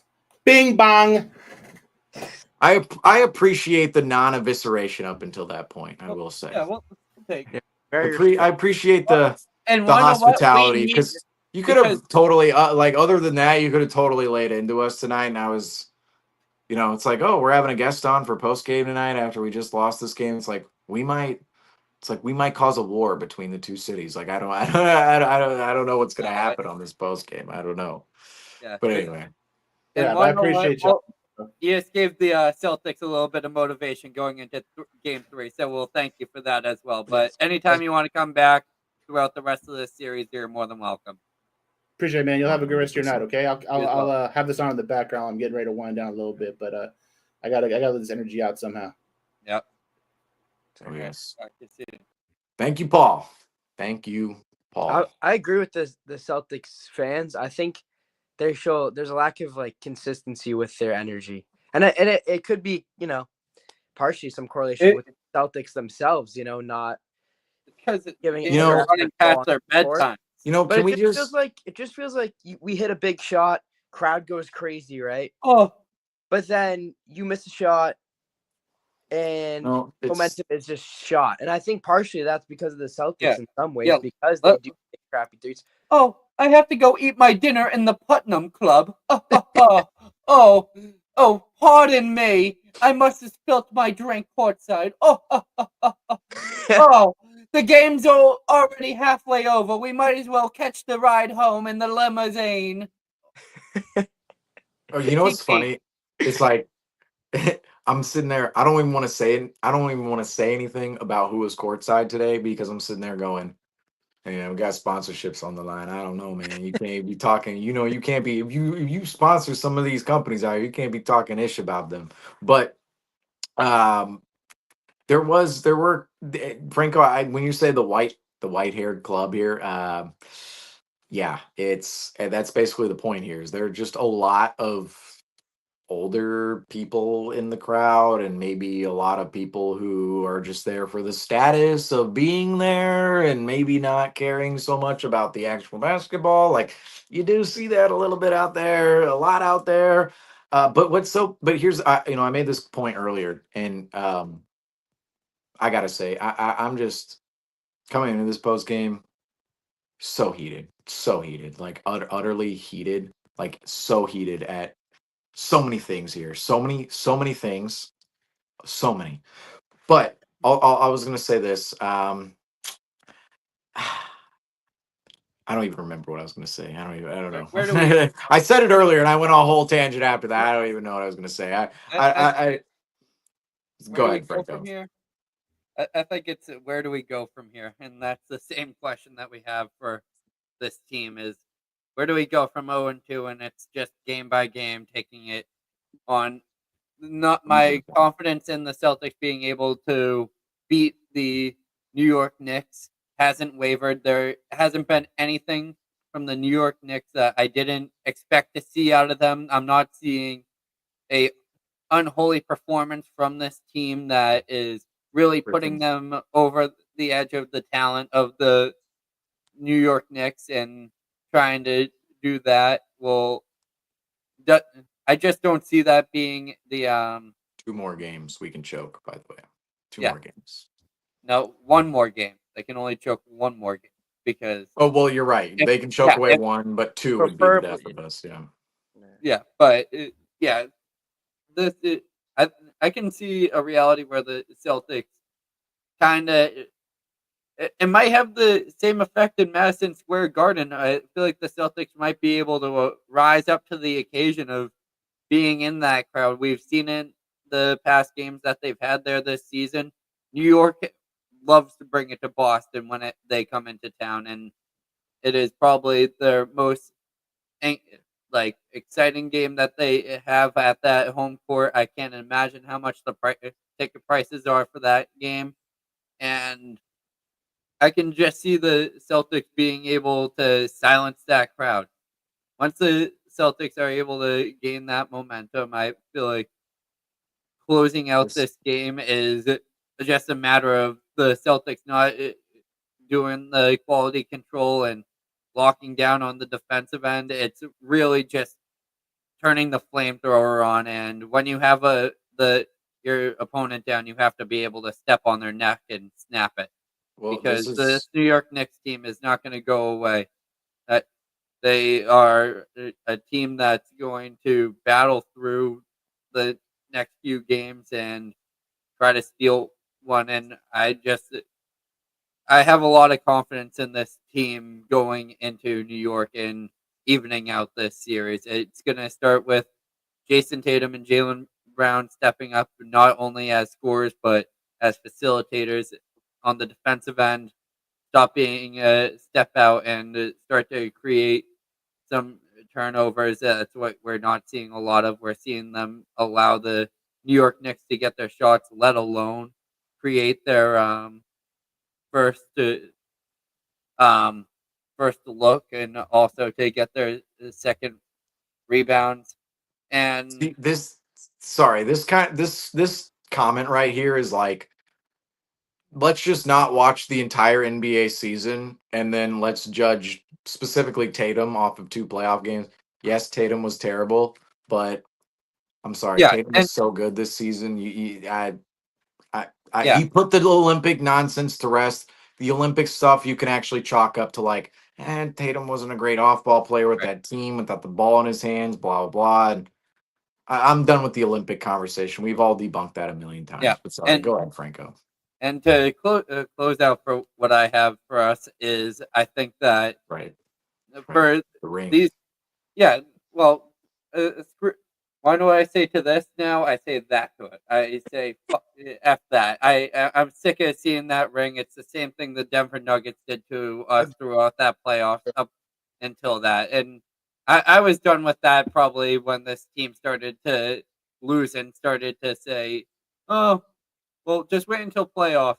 Like once they started to see that, no, now we've already talked about so many times that how challenging it is for a team to go back to back in the first place, and the Celtics having that opportunity is a real historic thing. But if you want to make history, you have to do some historic shit. You need to be able to look at this challenge of being down 0-2 to the New York Knicks and be like, what a great story it will be when we are able to come back in this series after losing the first 2 games at home and be able to go back on their home court, make them take away any single hope and thing that they're saying. Silence those bing bongs, step on those loafers, get rid of the Tims, take a bite out of the Big Apple, bring it back to Boston, win that game 5 in Boston, and then I saw it. Our buddy who I guess the kiss is Jalen Brown's or Jalen Brunson's celebration as well. That they think no. Jason No, I was Tatum's very gonna confused when I started to he's gonna see it. I'm give like, wait, is he yeah. doing that because of Tatum, or is this I know just... it's very Tatum. Yeah, no, he's good. What that's No, they he's just do giving us a do preview they need of to game 6. trade or something, like a formal trade? Like Tatum's like, all right, I got the wrist, but now the wrist thing isn't cool because it's like, No, yeah, I'm still beating you with the wrist, even though I'm shooting 5 of 19, and yeah, like, might be a problem. right. It's like, what did he But shoot? 5. So in this series, I think Tatum is what, 5 of 20 from the 3-point line. Is there a Yikes. chance that like has there been any like post game discussion about the wrists? That's what I'm saying, is like we put that to We can put rest that in the Magic series, because remember, he came back, he missed, or sorry, game 1 was terrible for Tatum. He comes, or he misses game 2, comes back in games 3, 4, and 5, and he goes over 35 plus in each and every one of those games. And he puts himself into the Larry Bird conversation. He put himself into the conversation of only him and Larry Bird have ever done that in Celtics history. Yes, appreciate Paul Mack. Thank you for coming on tonight as well. In a rough spot too, a rough spot for this. I don't agree with the end here, but a rough spot for Celtics Nation here tonight. But Tatum scores 35 plus in 3 straight games, games 3, 4, 5 against Orlando, and in that series, he put himself in a conversation with Larry Bird, the only Celtic to ever do that in history, 35 plus points in the playoffs 3 times in a row. Only Jason Tatum and Larry Bird. But during that stretch, we're going, okay, well, Tatum, he just came off this wrist injury. Seems like he's okay. It seems like he's making his way to the rim. He's shooting free throws fine. He's making 3-point shots. Tatum is fine. Tatum's wrist is fine. Now, all of a sudden, 5 of 20 from 3. He did have a week off. I mean, 5-6 days off, Tatum did. I wanted to put that wrist thing to rest, and I feel like this is another thing with Porzingis' injury. It's like, how is this the same thing from a month and a half ago when we've seen him play consistently? We've seen him play well as well. We've seen Kristaps Porzingis play well and play consistently, as well as Jason Tatum. He's played well and consistently since both of their injuries or illnesses, and now all of a sudden it's like, okay, Tatum, there's no conversation on if this is the wrist or not. We're only discussing that because of how terrible his shooting line has been. Right. Porzingis is more the player in which we're looking at going, wow, how is this a recurring thing from a month and a half ago? I don't understand how that works with his upper respiratory illness. Like, what is Kristaps Porzingis like? After every practice, every game, he goes smokes a pack of cigarettes out in the parking lot. Like, is that what Kristaps Porzingis does out in the parking garage? Just rips open a pack of cigs and just starts going, and that's what's going on with this upper respiratory illness. I have no idea. But I was going to say here, like okay, so Tatum, in terms of, could it be the wrist? Maybe, but I feel like that should have been put to bed. I mean, either already. way, I think it should have been put to bed. A way to excuse the poor offensive production, Yeah, it is just a giant excuse, because in my mind, even some of the opportunities tonight, I mean, Tatum getting himself, that's the thing. I keep bringing up, if I want to bring up one silver lining about this game, is there was a clear adjustment in the Celtics not just jacking threes all night long. I mean, last game we saw 63 pointers to 34 2-pointers. It was like, okay, this is not the balance we want to find. Yes, it's okay to take more threes than twos, but we want it to be a little more even. Tonight, it was 94 shots in total, 40 from 3. So you saw 54 shots from 2. But then some of the 2-point attempts, specifically by Tatum tonight, he was great at going downhill, trying to get himself to the rim. But then some of these shot attempts would just not come up short, literally, like in terms of the shot coming up short, but it's Jason Tatum coming up short of where he actually needed to get to in terms of getting to his spot and actually getting a comfortable look. I mean, he would be swarmed a lot of the times, and he would be throwing up a bad runner, a bad floater, or just something bad around the rim. I mentioned that stat earlier: 5 missed attempts inside the paint, 5 missed attempts in between the 3-point line and the restricted area, 5 missed attempts there. So that's just 10 missed attempts inside the 3-point arc that Tatum, it's like you need to get to a better spot, a more comfortable look than what he got to. I had one point here that I wanted to get to as well that I had this point earlier, and then it's like, oh, I remembered it, and then we went on, and then, oh, it was the reputation. Okay, finally get to make this point. The reputation writing by this Celtics team at this point is like, this is the series where it could seriously fall the other way in terms of the reputation going downhill rather than staying on the level in which it's at right now, or even going uphill. Like, if the Celtics, the only thing they can do to make their reputation go uphill right now is win another title. Okay, otherwise it's just staying on a level of, okay, we're champions last year, defending champions. But that's where it is. If the Celtics lose in the playoffs anywhere, the reputation gets worse. And if they win the finals, that's when the reputation gets better. But the reputation riding right now is absolutely disgusting by this team, because and it goes along with the crowd conversation. We're talking about that because the crowd, it feels like it's like a gimmick, right? Like, okay, so for example, like earlier this season, it's like, okay, I witnessed LeBron in person do the chalk toss, and when I saw it, I'm going, this is some WWE stuff right here. Like, this is a skit. This is a gimmick. Like, he has done this 20,000 times in his career. Like, after before every single game, just powder. Like, it's just a thing. That's what it feels like. Stop too. That's what it feels like at the Garden right now with the Celtics, like hitting a big three and the crowd going nuts. It's like, oh, Celtics big three to put us up 15. It's like, oh, the crowd goes nuts. And it's like, oh, cool, look at the gimmick. Oh, cool. Then, like, we forget that there's a whole, like, quarter and a half of basketball. Like, we have our little moment of, like, we're up 16 and the crowd's going crazy. Oh, great. And then afterwards, like, specifically tonight, the Celtics went up 20, and then boom, 8-0 Knicks run, and then the crowd, the team, dead, completely out of it. And it's like, no, those moments right there, you have to culminate more of those moments, especially in the fourth quarter. That's where I see this team this year. It's so funny. Last year we talked about the third quarter problem with the Celtics, the 23-24 Celtics. We talked about, oh, the third quarter, it's such an issue. They can't get it going in the third. This team can get it going in the third quarter, but they, for some reason, down the stretch and in crunch times of games, they can't get it going in the fourth quarter. And that's when we need the crowd to turn up. That's when we need the team to turn up. And it's not just, ooh, this little moment in the first quarter where we go up 10, or this little moment in the second quarter where we go on a run.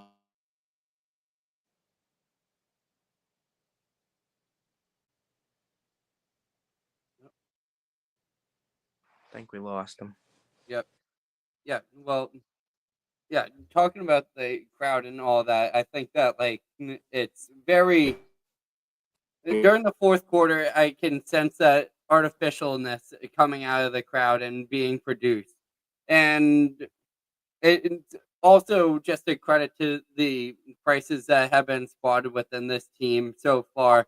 And people are paying too. It's the same. Teams say that people are. No, it's like a weird for not circus. wearing It's this like a shirt. circus. It's like, pay for the circus. Like, you get to see the Celtics go up 20, and it's like, do you get to see them win the game? It's like, I don't know. Like, you'll get to At go the crazy circus, once you in the can game and laugh see him for, go up 20. You'll see yeah. Derek White at a big three, like one You of can his laugh, 3 clap, of and 11 dance tonight. at the circus. It looks like they're going to go see Cirque du Soleil or the Boston Pops at the ballet.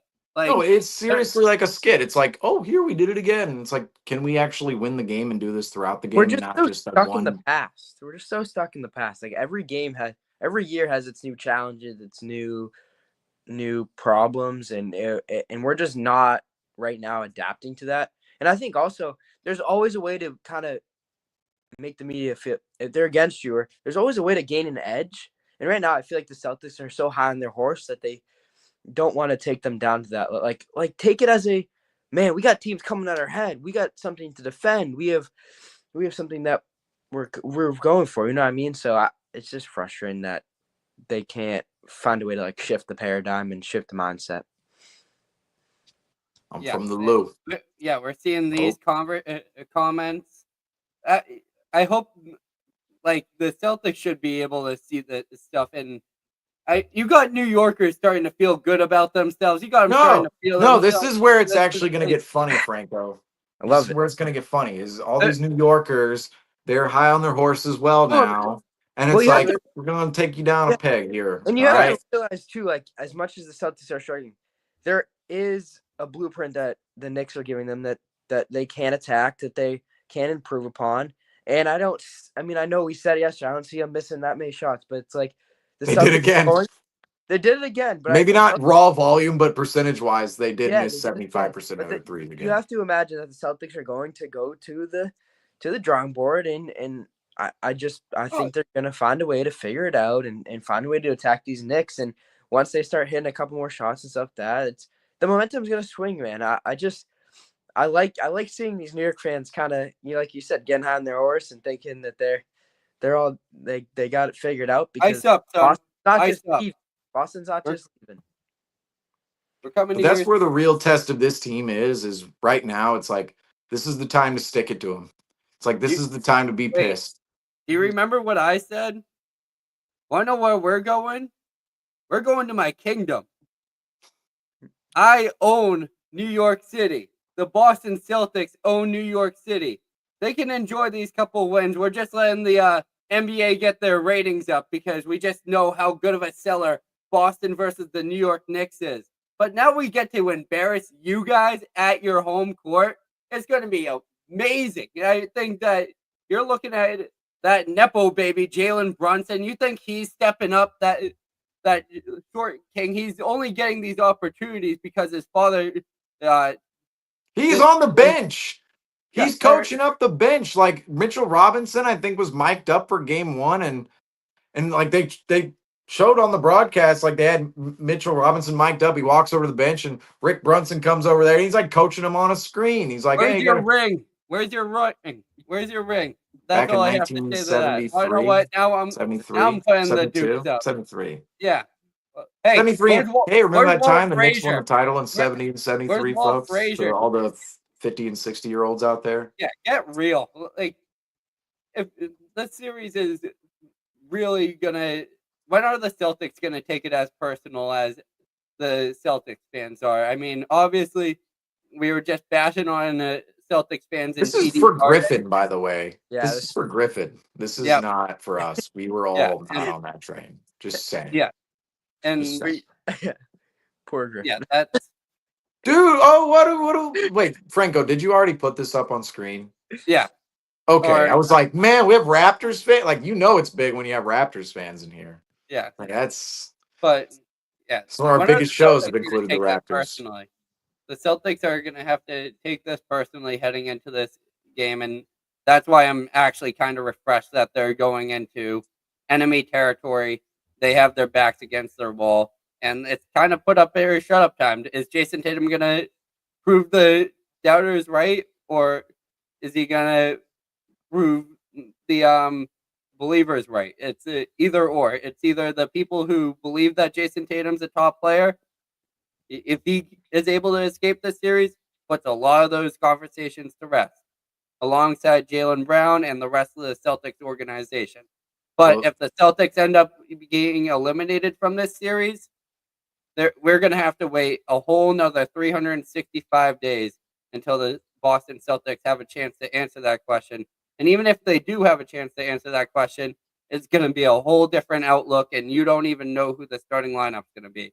So don't take this for granted for the Boston Celtics, and head into this game like the life of the Celtics dynasty depends on it, because it kind of does if the series is a flop, because this is the last time the Celtics are going to try to take their own chance. Who we have to say about this? I don't know who the green guy is. Is it Franco? I'm probably the green guy. I would say probably the green background behind Andrew. No, I think he's got the green. No, if he's coming after Andrew, he didn't do nothing. He didn't say nothing. Maybe it's because I said Celtics in 3 in the first one as a joke. Oh yeah, you did. That's smart. No, I think he's saying Franco with the green shirt. Yeah, it's fine. He's a Raptors fan. Enjoy the 6. Well, yeah. Well, this right here. I mean, yeah, Brown needs to be back to 100%. That is But here's the thing about Brown. It's like I don't think we anticipated him ever being 100% this playoff run. We said that coming into the playoffs. 8 of 23 tonight, 2 of 7 from 3, and he's 3 of 17 from 3. So you think about Tatum and Brown, they are 8 of 37 in this series from 3. 8 of 37, I believe. So what? Tatum's 5 of 20, Brown's 3 of 17. So yeah, I mean, yeah. So 8 of 37. Let's just do quick calculation. 8 of 37 from the floor is, let's see, that's 21.6% from Tatum and Brown from 3 this series. So yeah, you both those guys. I mean, Brown needs to be healthy, sure, but Tatum and Brown just need to be healthy. Or they need to be obviously healthy, but they need to be shooting just generally better from especially beyond the arc. Tatum needs to be better inside the arc.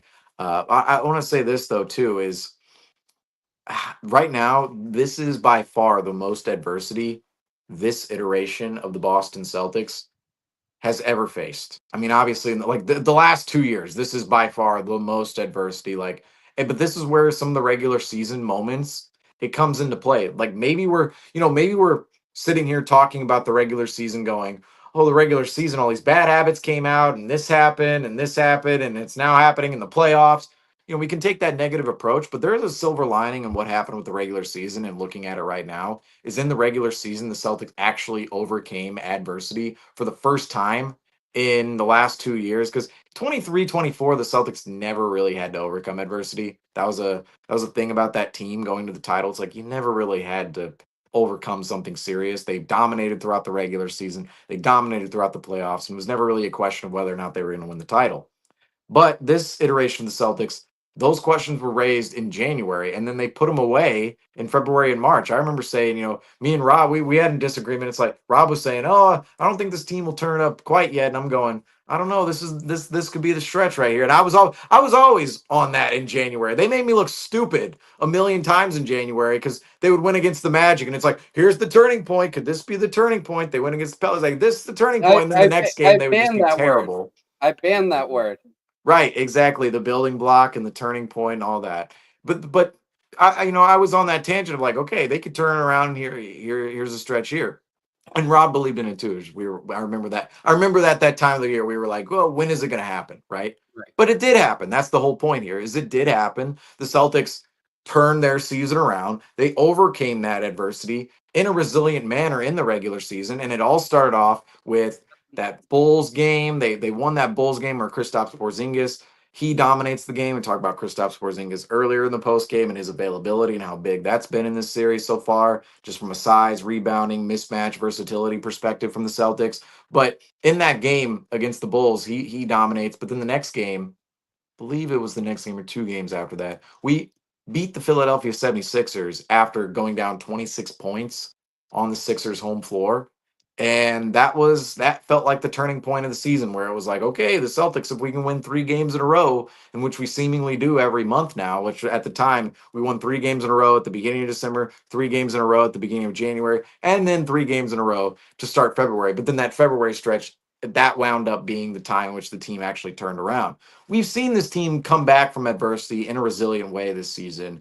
And I'll say, looking back at the history of this regular season, it's possible that could play into some good for this team at this spot and at this moment right now in time, because the most adversity this team faced before this point was that January stretch where they were going back and forth. They were just a 500 basketball club, and it looked like for a moment they were going to lose the number 2 seed to the Knicks for a moment in time there. They were up, the Knicks were up on the Celtics' heels. But as you saw, the regular season, it plays out, and the Knicks, they never catch the Celtics because the Celtics catch fire. They overcome that regular season slump they're in, and they overcome it in a resilient way.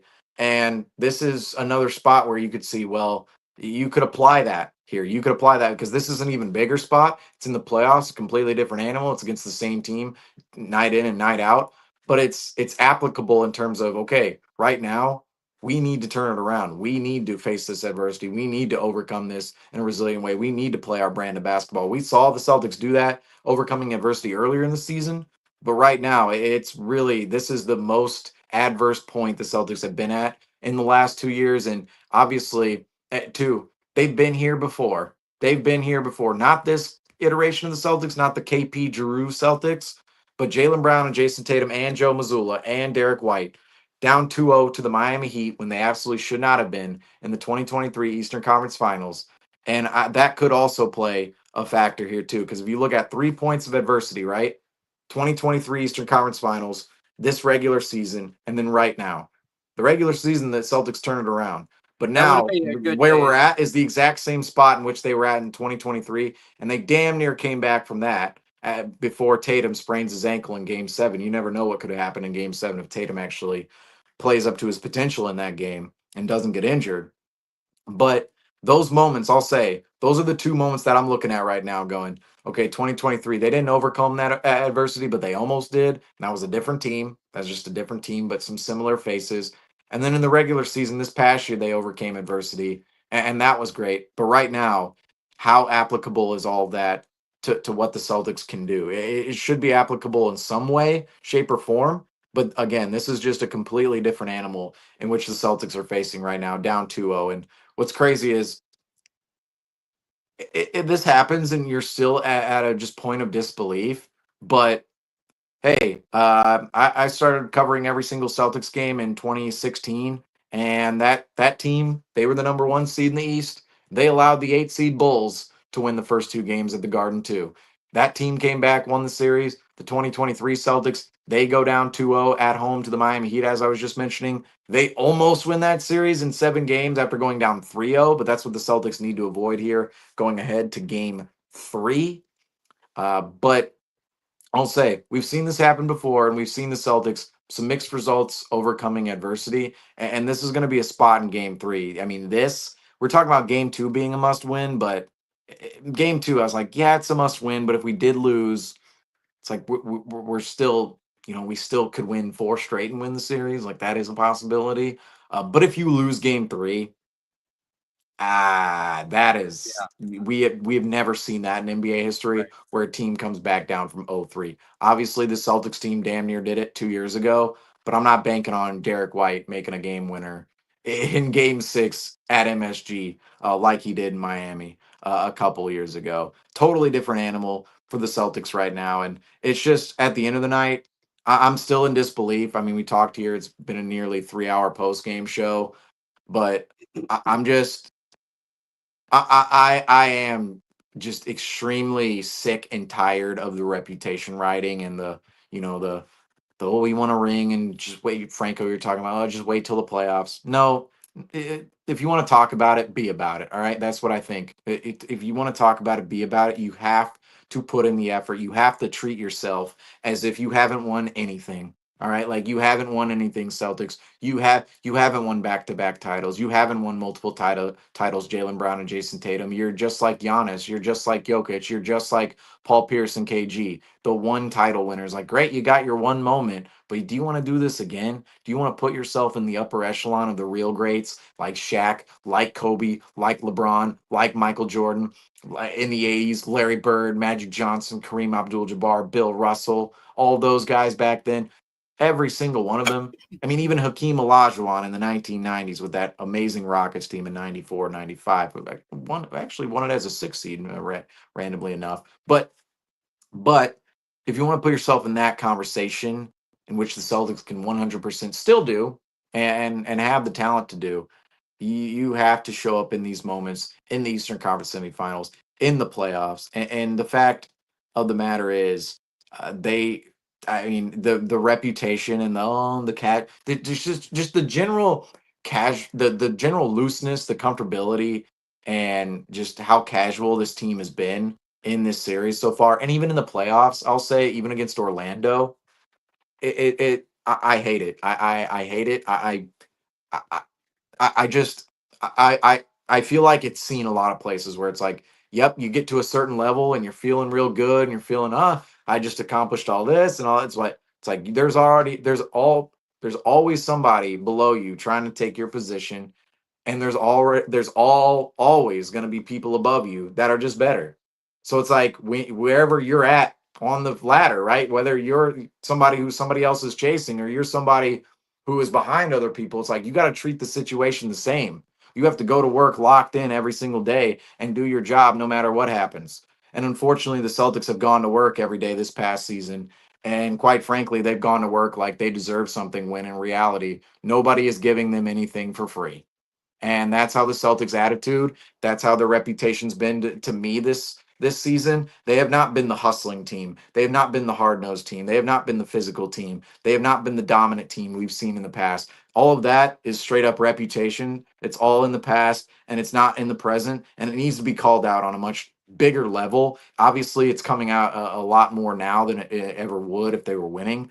And this is a terrible spot for the Celtics to be in, but at the same time, it's almost welcomed from the standpoint of, hey, maybe this can get the team going. All right. Maybe it's a wake up call. Okay. We talked about maybe that should be a banned word on the program. Wake up call. We use that a million times, but this is a real wake up call. All right. It's like, oh, you want to bring out your championship reputation and show off your rings and bring the persona in which you do onto the court. It's like, no, the New York Knicks, if you're not actually playing up to par with them, it's like they're going to come back down from 20 points. They're going to out rebound you down the stretch. They're going to make more buckets than you down the stretch. And they're going to just be a flat out better team than you down the stretch. Right now, this is a wake up call for the Boston Celtics 100%. And game 3 will be the game in which decides whether or not this Celtics team is for real about going back to back. If we see a 20-point win in game 3, I mean, come on, folks. Like, just throw up your hands and go, okay, this team, they responded. But if it's anything less than that, I'm saying this. Win the game, period. Win the game. I don't care about winning by 20, but win the game, period. But anything less than the handedly win in game 3 for the Celtics, I mean, come on. The reputation and the motivation behind it, ridiculous. I wish, Jaylen Brown, Jason Tatum, the thing that makes this so frustrating too is, we've seen them. It's very rare in the NBA nowadays to see two superstar players develop within your own organization and see them come up from being pure rookies who are standing in the corner to being the main facilitators, the guys who are winning you a ring, winning you a trophy. But that's what we've seen out of Tatum and Brown. They went from standing in the corner, not involved in a lot of action, to being the two main guys. And what's crazy is the reason in which they made it there. The reason in which Jaylen Brown and Jason Tatum made it to the spots in which they're at right now. It was their motivation. It was their drive. It was their work ethic. It was them getting in the gym every single night and going to work and doing what they needed to do in order to get better at the game of basketball. Well, Jaylen Brown and Jason Tatum have reached a point where they both inked extensions. They both won a ring. They both have reputations in the city of Boston. And now it feels like, okay, is that same drive there? Is that same motivation there? What made you great in the first place? Is that still there after all the great things that came along with you being great? After it's present with them, after they achieved a great status, right? Are you still motivated to go that same distance? Are you still motivated to put in that same effort? Sometimes with this team, and particularly Brown and Tatum, there's too much comfortability within where they're at. There's too much looseness. There's too much. There's too much. What do you call it? Casual. There's just a nonchalant. Yes, exactly. All of that. All of that. It's absolutely utterly disgusting to see, because you know where these guys have come from. You know the work ethic in which they have. You know the drives in which they have, and somehow, some way, I mean, this happens. I'll say it happens to all the greats. It happens to a lot of people out there. But when you reach a certain level, it's like, what brought you to that level? You still have to bring, and it's hard, because this is talked about with rookies a lot. It's like, oh, you made it to the NBA, but look, the hard part is not making the NBA. The hard part is staying in the NBA. Well, that's the same thing when it comes to winning an NBA championship and being a great basketball player. It's not hard it's not hard to reach the status, but to keep the status, that is difficult. That is the most difficult thing. I shouldn't say it's not hard to reach that status. It's very hard to reach that status, but it's even harder to maintain that status over time. And right now, with this Celtics team, it's a very unfortunate thing we've seen this season. And what's crazy is too, we've had other Celtics teams in the past and other experiences where it's like we've had a worse team, but they just played harder. They played more motivated, and they were just a more fun team. Right now, this team is not fun. It's not fun because it seems very gimmicky. It seems very disingenuous at times.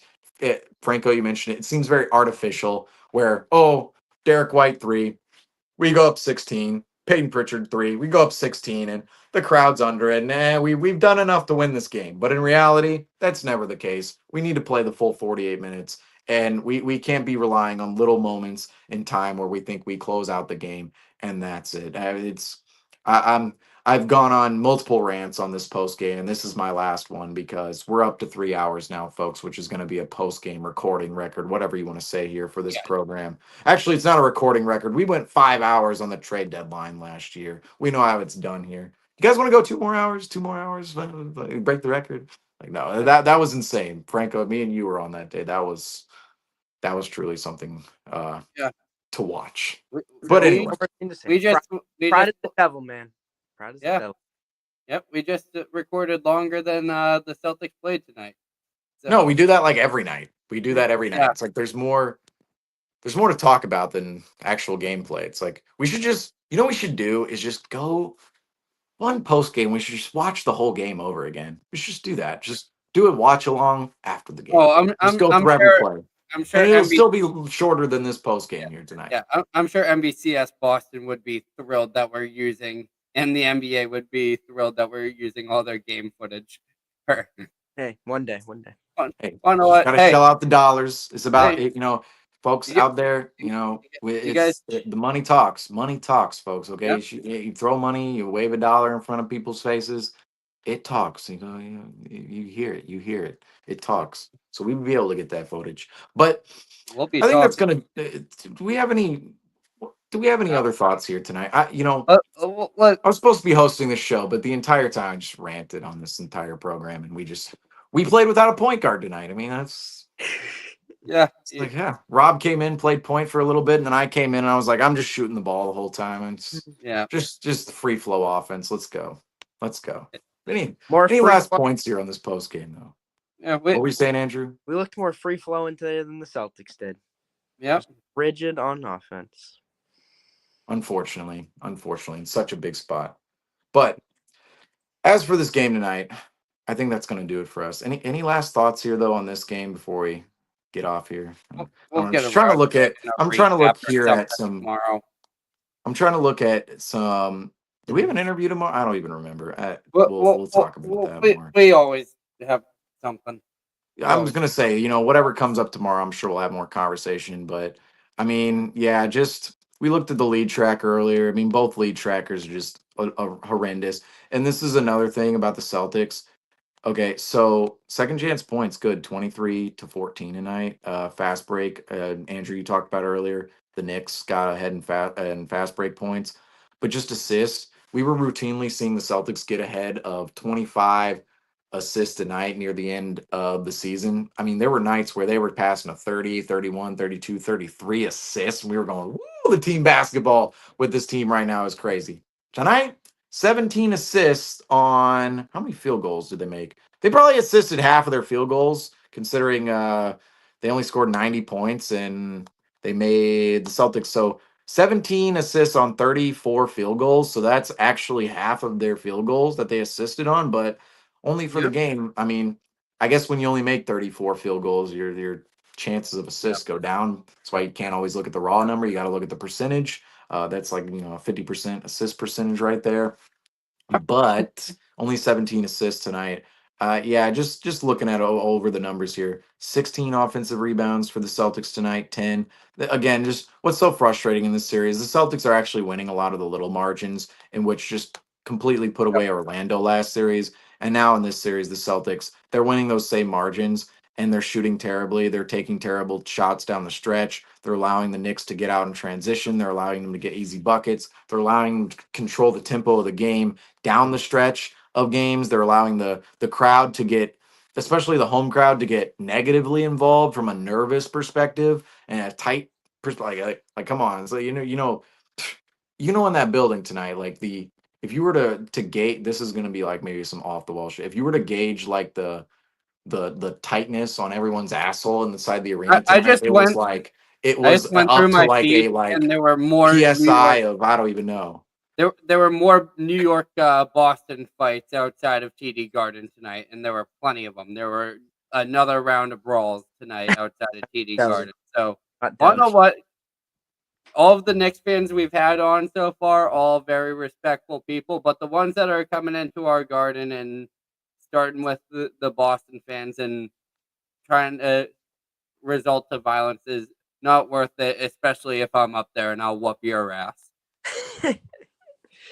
Celtics, by the way, 5 of 24 in the fourth quarter. That's 20% from the field. 2 of 11 from 3. I think they shot 2 of 11 from 3 last night too. So they're 4 of 22 in the fourth quarter from 3-point land. Yep. They shot 5 of 24 from 5 of 24 from the field in the fourth quarter. Meanwhile, the Knicks shoot 12 of 24. And what's so bizarre is I was sitting there halfway through the fourth quarter, and it was the game wasn't tied, but the fourth quarter score was tied, and I was going, all we have to do is not lose this quarter by 12 or more points. That's all we have to do. It's like that. It's like how do we lose this by 12 points, right? Well, we lose it by 13 and lose the game. I'm speechless. I'm actually speechless of that. I'm also speechless of the fact that Al Horford played the entire fourth quarter, but not Brown and Tatum. Odd. That's odd. That's just odd substituting right there. Third quarter better showing. We did take the lead there. First second half shooting 5 of 19 from 3, 15 of 44 from the floor, 34.1% for the Celtics. Took 5 free throw attempts in the second half. In the first half, the Celtics took 10 free throw attempts. They shot 19 of 50 from the floor, 5 of 21. So this series, we just haven't been great from 3 at all in any half. Obviously, in the first half, shot a little bit better in this game, but the second half, the wheels really fell off the cart, especially in that fourth quarter, and it was all downhill. But yeah, just reading over some stats there from this game tonight. 1 of 7, or sorry, this is in the fourth quarter. So Brown, Tatum, and Horford in the fourth quarter. Those 3 guys alone, 2 of 15. I mean, come on. You want to add in Derek White? That's 2 of 18. And Drew Holiday. Drew Holiday didn't take a shot in the fourth quarter. So from our starting 5, in which again cost us like what, $170 million, something like that between the 5 players. What did I say? 2 of 18? Yeah. 2 of 18 tonight. Wow. 2 of 18. That's horrendous. That's utterly horrendous. But anyway, well, before the whole family falls down on here. to the next one. What time's the Saturday game? That one's gonna be at 3:30 p.m. Eastern on Saturday. That one will be on ABC. We will have you guys covered though for that game. We're probably I don't have much more on this game. I feel like I have maybe a lot more I can spiel on this game, but it wouldn't be too far off from what we've already said here on this program. So that's probably gonna be the end of the show here. That's probably gonna be it for us. But as Franco mentioned, Saturday game 3 must win in New York at Madison Square Garden. You know what? I will say it's pretty fun, despite the 0-2 deficit right now for the Celtics. Kind of fun seeing the Celtics go in for a must. Like, we are going to be watching that game on Saturday going, all right, like, here we go. Like, this is going to be, we were doing that tonight, but after that 20-point lead, I felt like everybody got relaxed and then, it turned the other way. But now that 3-0 deficit staring the Celtics in the face, they lose. This is a must win by a long shot on Saturday. Again, 3:30 p.m. Eastern at Madison Square Garden. The Boston Celtics and New York Knicks face each other in the biggest game of the season for both franchise, more so for the Boston Celtics. But we will have you guys covered for that game coming up on the horizon. Tonight, the Boston Celtics, of course, fall 90-91 to the New York Knicks, blowing a second straight 20-point lead on their home floor. The Boston Celtics do really the unthinkable tonight in falling to the New York Knicks in exactly the same style tonight as they did in Game 1 against New York in the 2025 Eastern Conference Semifinals. But that is going to do it for us here on the Celtics Talk Weekly postgame show. 3-hour postgame show. We grinded it out here tonight for Shout out the people. The great 7 watching still. Yeah, exactly. I mean, Our it's time, but shout out them. exactly. Whether you're New York, Boston, out there, doesn't matter. If you're a viewer, we love you We'll all. take your the same. engagement. We love you all the same. If you're a viewer, you're a fan of us. So that's how I take it. But that's going to do it for us here tonight on the Celtics Talk Weekly post-game show. Franco, we have the music going already. I think we probably had the music going for the past like 5 minutes. I have. Okay. I've been doing a hand count of how many times you say that that's how we're gonna do it from here.